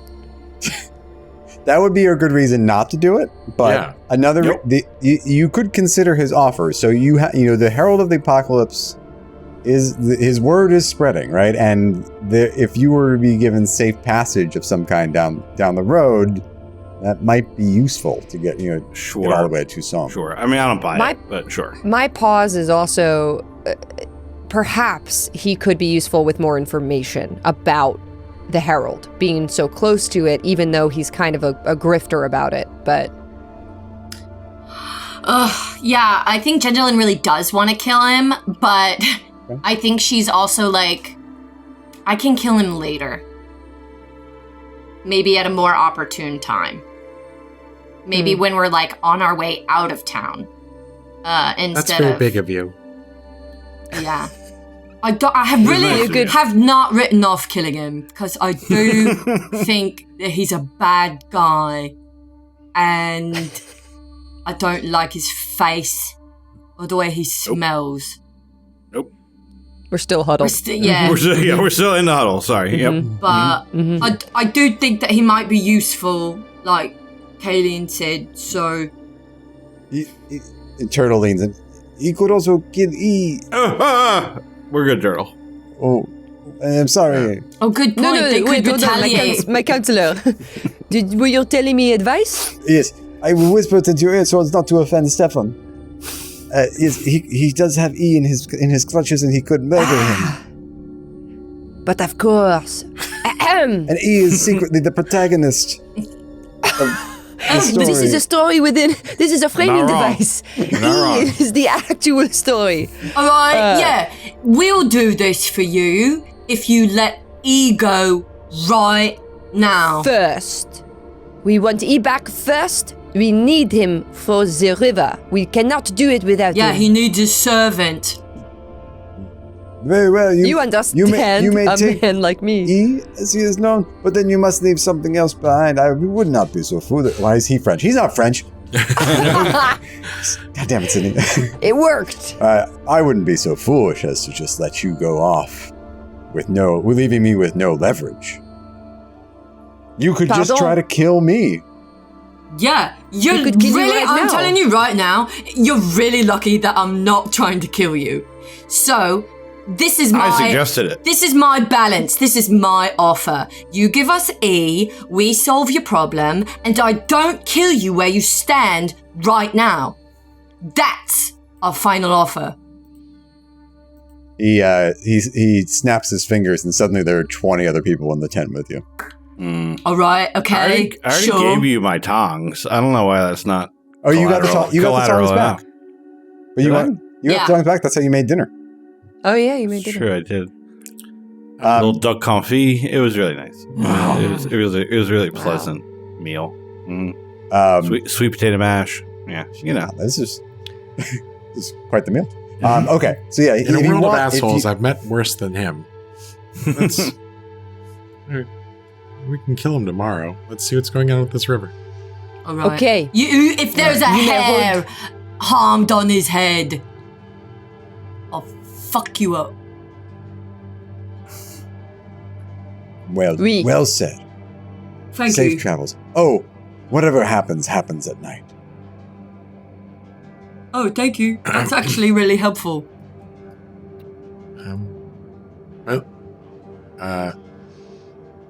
Would you like to share some of your further insights, having lived in the town for a while?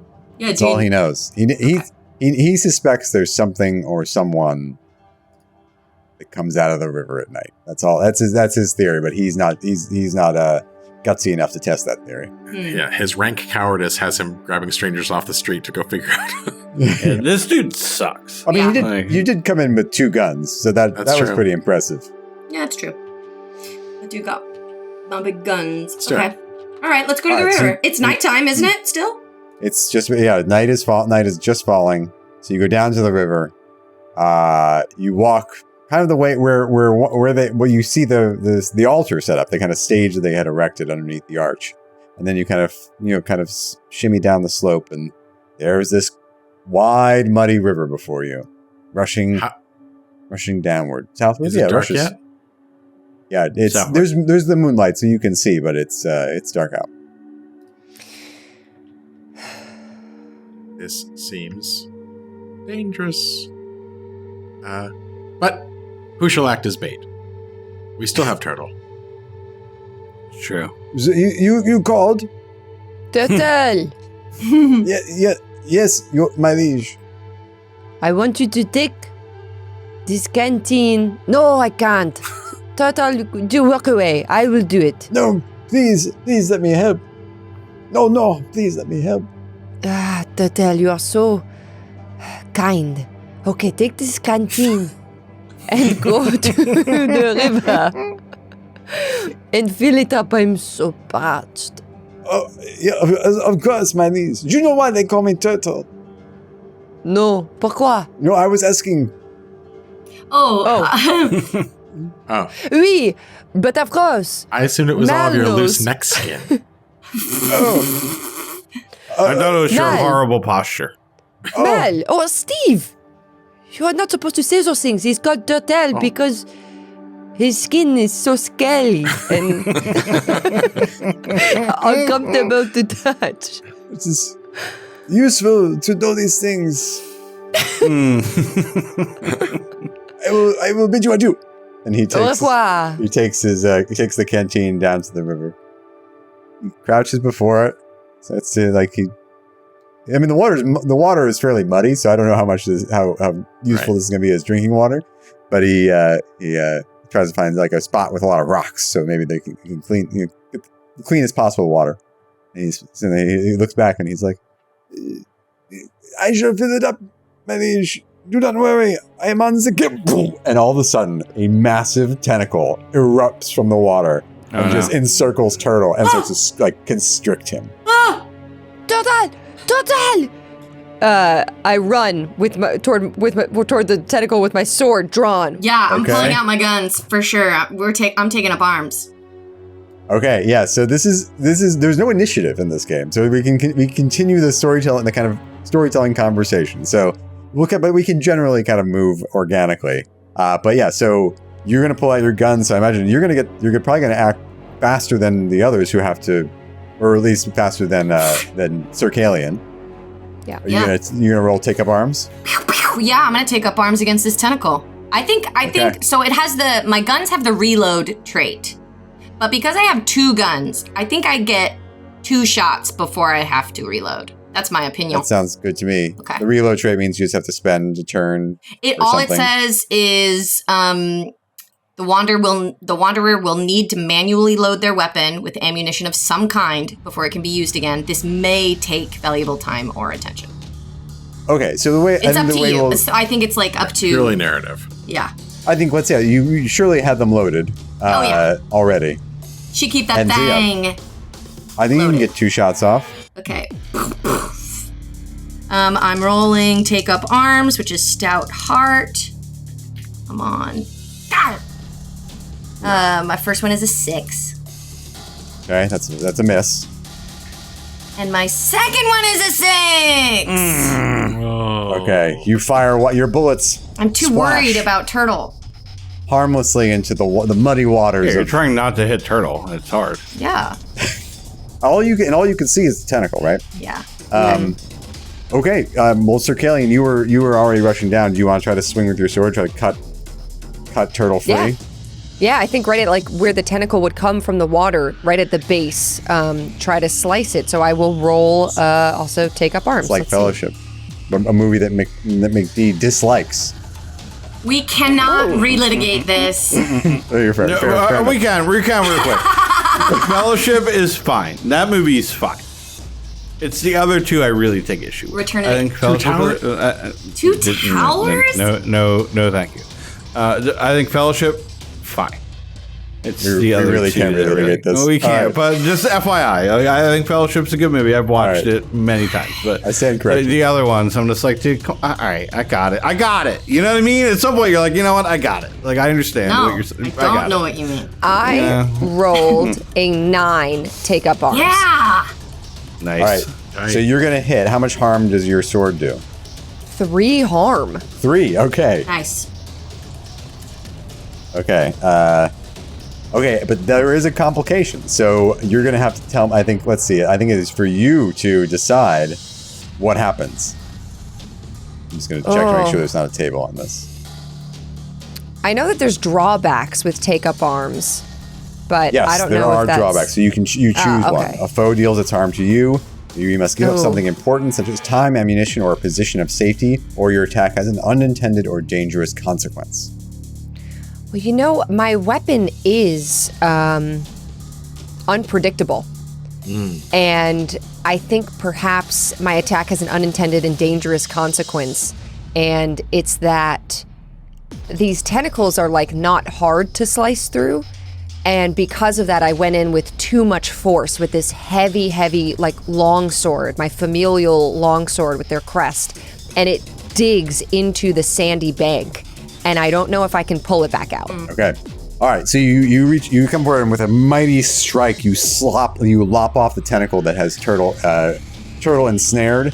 But you dig your sword deep into the muddy banks, and you're trying to free it, and you're not sure you're going to be able to. Okay. It's just like sucking in. Okay. Does anyone else want to go? Yeah.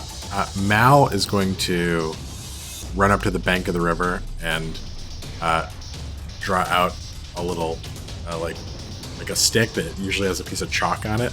Or like when bad boys have to write their name 100 times. No,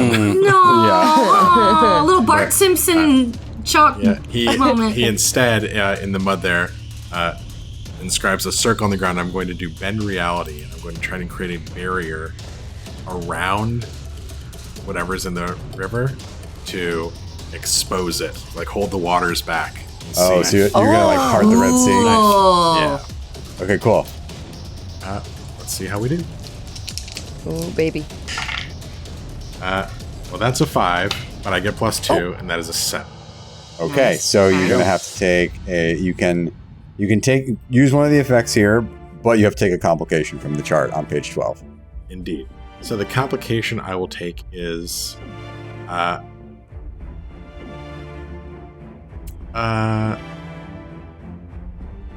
break reality in some small but horrific or dangerous way. How about instead I draw immediate dangerous attention to myself. The creature is quite aware of what has caused this. Okay, so you're able to so you kind of like sit down. I don't know how you cast spells, but you maybe you reach out with your hands and your eyes are your black eyes and your open maw opens and you recite an incantation and the waters of this muddy river begin to split. And what you see down there is a true horror. One might say even a slightly cosmic horror, because it is a massive, writhing, glutinous thing of many tentacles in a giant squid mouth. Ew. But actually, no. We'll leave it there. We'll leave it. You got a success with the complication, so I'm not going to give you more information than that right now. Okay. I'm gonna well, Steve, if you want to go, you go, and then the beast will go itself. Okay, great. So tongs at the ready. Yep. And these are 10-inch tongs, by the way. They're Sure. not 6-inch Well, tongs. of course. These are long-range big tongs. Big saute tongs. I will dash into the water. Reckless is my stout heart struggle. Right? Great. And try to pry away this tentacle from E. Oh, does that mean that he gets rid of Reckless because he's doing the? I think the so, struggle? right? You're how could you clear Reckless? Oh, by like doing I think you do something really especially reckless, right? I think. Yeah. So I think this will clear your Reckless struggle. You're like It'll you'll have hit a moment of clarity. Right. Well, let's see what happens. I still have a -1, but yes, let's see what Okay. happens. 7. Okay. Ooh. So this is take up arms roll. Mm-hmm. I should also say. Well, yeah, sure. Yeah. The other option to use, you can always make a willing sacrifice. Right. So with the willing sacrifice, you kind of have to give up something meaningful, and you can get an automatic success without rolling. And that can be an object or something, a piece of equipment or something, or whatever. We can make it fit our story, but that's also an option too. But with a 7, this could even that could like fall off of a roll. Yes. Right. But with a with this complication, no. Yeah, so this complication, there's 3 drawbacks. I'm sorry. So a foe can deal its harm to you. You could give up something important, such as time, ammunition, or position of safety, or your attack has an unintended or dangerous consequence. So you could deal your harm, and then you take your It's draw. one harm. One harm, great, okay. It howls in pain. And it twists the tongs out of my hands. Okay, and you lose your weapon. Mm-hmm. Great. Your beloved tongs. Okay. Wow. Great. Okay, the beast is going to it opens its horrible squid beak mouth. Ugh. And it unleashes a terrible roar. So everyone that hears it, which is to say all of you, are going to take a -1 ongoing to stout heart, which will obviously affect your take up arms rolls. Oh no! And then it is going to it's going to kind of, its mouth is already, it roars, and then it just is like it unleashes just this foul, toxic breath. Ish. And it's going to get all of you, and I'm going to roll to basically take up arms using this attack. Okay, I rolled an 8. What's that? I don't care for this at all. Yeah, I don't either. So all of you are going to take 2 harm. Oh. But I'm going to take a drawback. And I'm going to say it's going to allow Gendolin the time to reload and get off another shot before it acts. Cool. Great. Okay. Okay, why don't we just for this is not necessarily the way that I think the game is strictly designed to be played, but why don't we stay in this order generally? So Sure. But if we want to move around or someone wants to kind of jump in, great. quote unquote initiative, we can do that. But Gendlin, why don't you? It comes back to you if you want to try to do something else. Yes, I actually forgot one of my features, which is Master of Arms, which is if I roll a miss, I may choose to deal 1 harm anyway. Okay, so I will take an extra harm. So I think you should take 1 harm. 1 bullet grazes its gelatinous hide. Yeah. I said glutinous. I meant gelatinous. Well, he might also be glutinous. It could be glutinous. We don't know. We don't really know like what he's mochi. made That was of. exactly what I was going to say. It's like the mochi of river monsters. Exactly. Yes. Exactly. Okay. I'm just going to take up arms again. And I know I've got a -1, but it's my best thing. And also is this an entity? Or is this just a monster? No, this is not an entity. This is an entity is in a weird way more powerful. Oh dear. Scary. Okay. But this is you've heard stories of river creatures monsters. and horrors like this. Not necessarily river horrors, but there's horrors that exist in the world. And why they are part of the world, this as far as you can remember, though, this is part of a fact of life. It's almost like something happened, kind of split the world open and kind of brought upon this apocalyptic event. And ever since then, there have been, horrors such as these. Why it's attacked this town now, that seems to be the question. Okay. Well, that's for someone much more of nimble mind than me to figure out. And that is a 7. Okay, that's a qualified success. You'll take a drawback, but you can deal your harm. Yes. Okay. I would like to deal my harm, which is 3.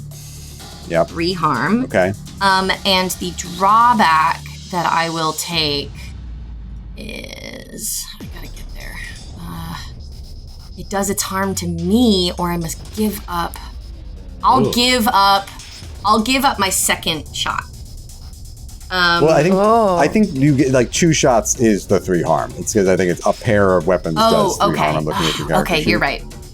But if you want to give up, you want to give up your next shot, or you say you have to take a turn. You'd have to reload anyway, but maybe you drop your ammunition or something. I don't want it to deal harm to me. You're far away too, so that wouldn't make total sense. Yeah, exactly. I'll take then maybe. I'll have to reload. I'll just have to reload. Well, it won't really matter because as you open you get your pistols reloaded, and as this creature is trying to get itself reoriented to your attacks, and you just fire and you just blow 2 holes in the center of its head, and it slumps in a gelatinous mass to the riverbed, which is still cleared from the from Mal's spell.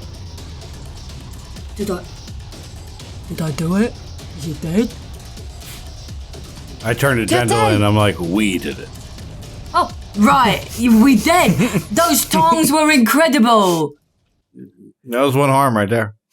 Total. I'm trying to unravel, roll like a rug turtle out of this sort of condensed now he's tentacle. All gooey. He's covered in the goo that was on the creature's tentacle. And he's like, my liege, I have been slimed. Wash yourself in the river. It is so muddy. I will ruin my garments. Putain. Okay, sit down. I don't know what to do with you right now. It is muddy here too. I cannot sit down here. I would dishonor your house. I don't know. Walk up the hill. Okay. Walk up the hill. Can we do some investigating of this creature? I'd like to know more about this thing. You want to seek insight, maybe? Yeah, I want to seek some insight on this creature. Let's open it up and see what it ate. Give me a nimble mind. Okay. We're gonna jaws it. We're gonna hoist it up. We're gonna yeah. We're gonna jaws it. Okay. So so Mal, do you maintain your bending of reality so that you can walk out into the river? As it is described, it says, create a barrier pathway that lasts until you dismiss it. Okay. So I imagine you're just holding you're holding the sides of the river back. So we're a Moses action going on. It's good. My nimble mind does not pass, so I think Gendlin is poking it with their gun, yeah. It's definitely glutinous. Yes. Very. I have celiacs. I can't go near that. I'll be your hands. You just look as I move the things around. Like you tell me to be your hands, and I'll be your hands. Sure, I will roll a seek insight then as you.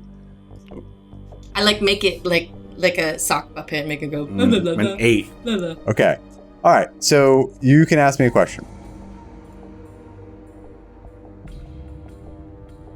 What, do we want to know why it was here?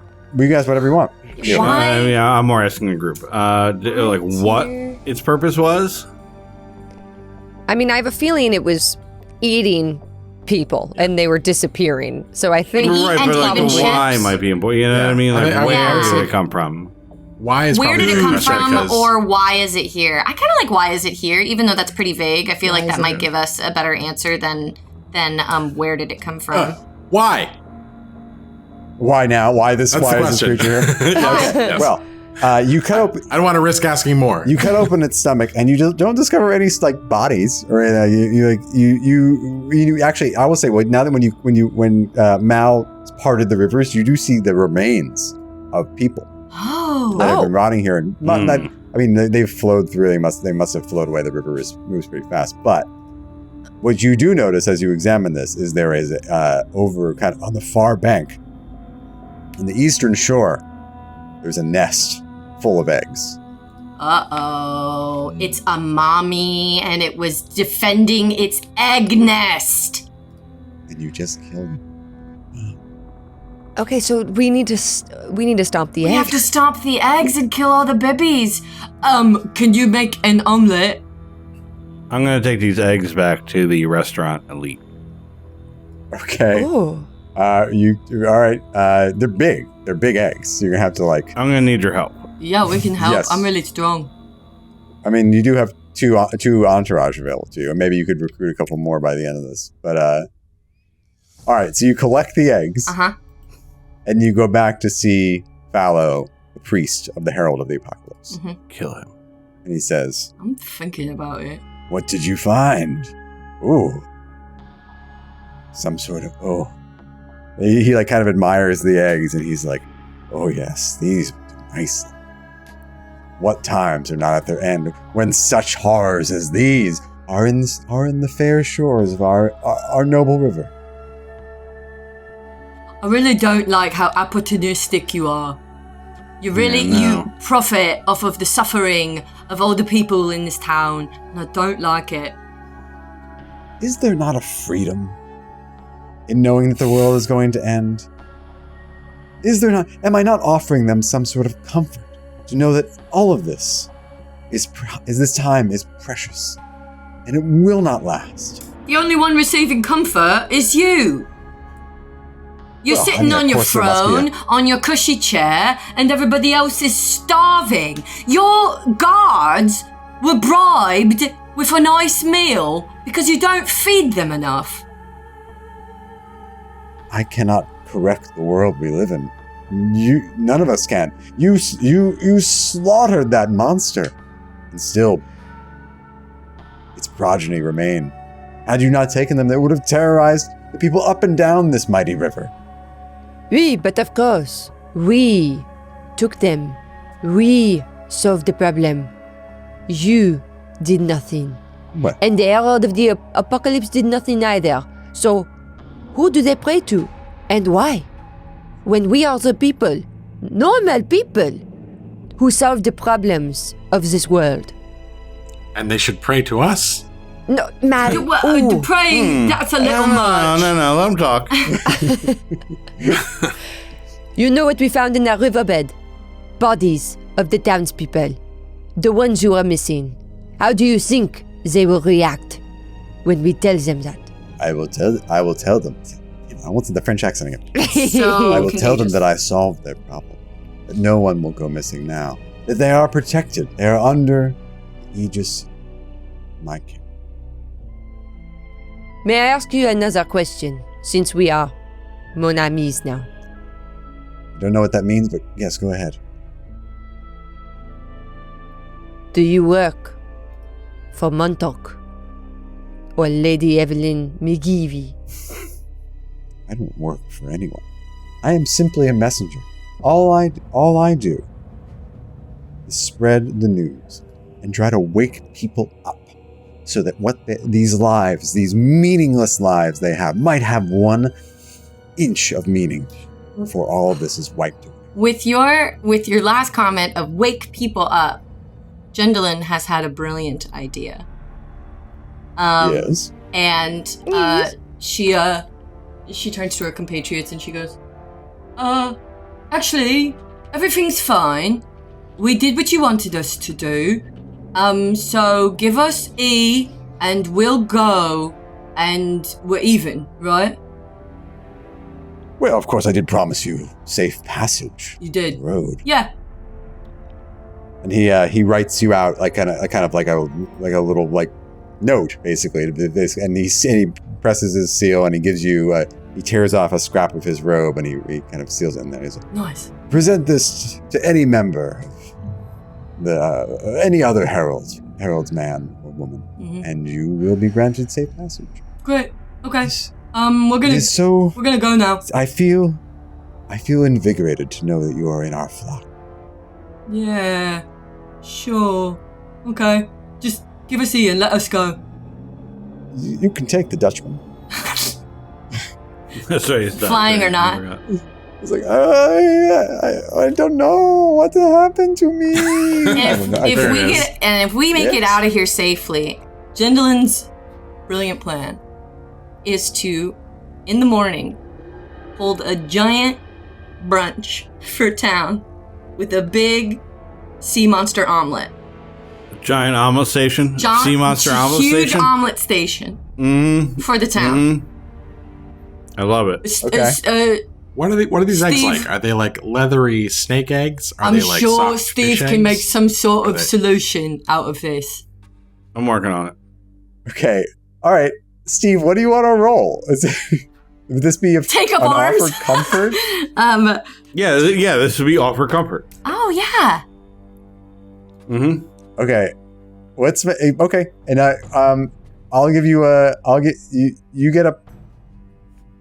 Yeah, just roll it straight, and then we'll see what happens. Rolling straight. Yeah. Love this idea. Not great. 5. Okay. So you make a glorious omelet. I mean, it looks amazing. Uh-oh. You dip into your kind of your utility belt of seasonings. Break out the accent.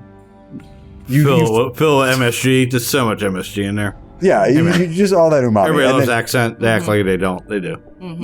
You crinkle some potato chips over it, and then you chop up some chives. Ooh. I mean, what's this? It's in a French omelette, yes. Yeah.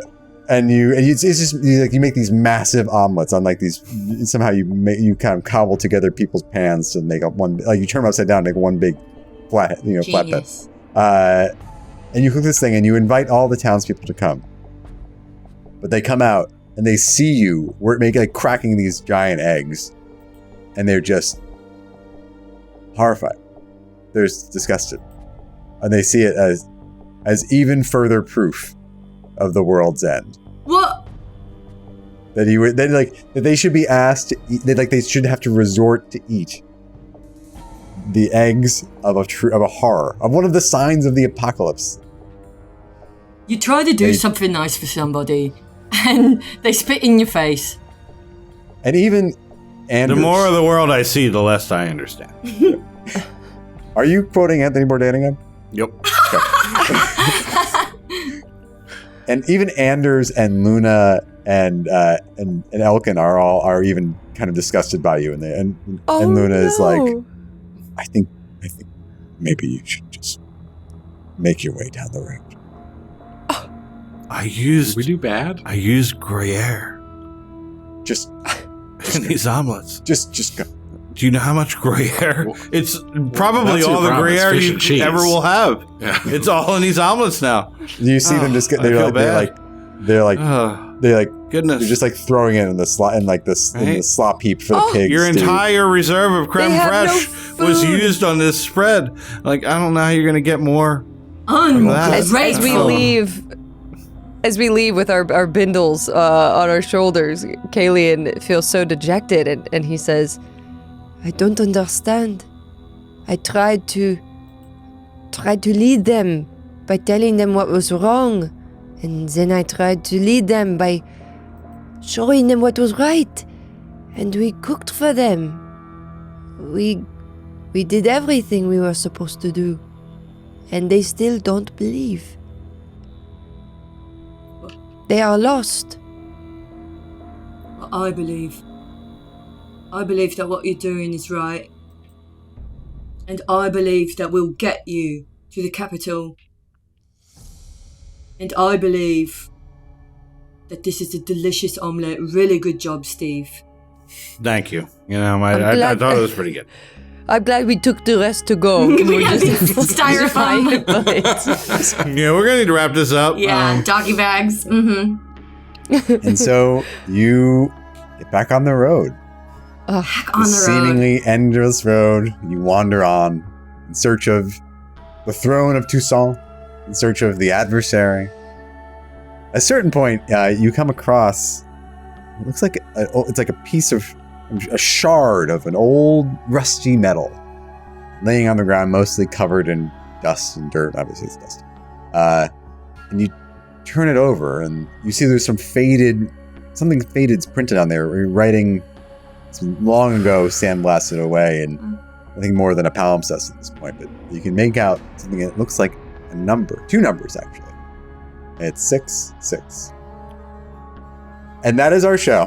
Thank you so much to Omnihedral for sponsoring the stream. Please check out Long Road Ahead from Unicycle Games, and please have a safe, fun, and lovely Gen Con and your journey to and from. Bye, everyone. Bye, everybody. Bye. 66. Mm-hmm.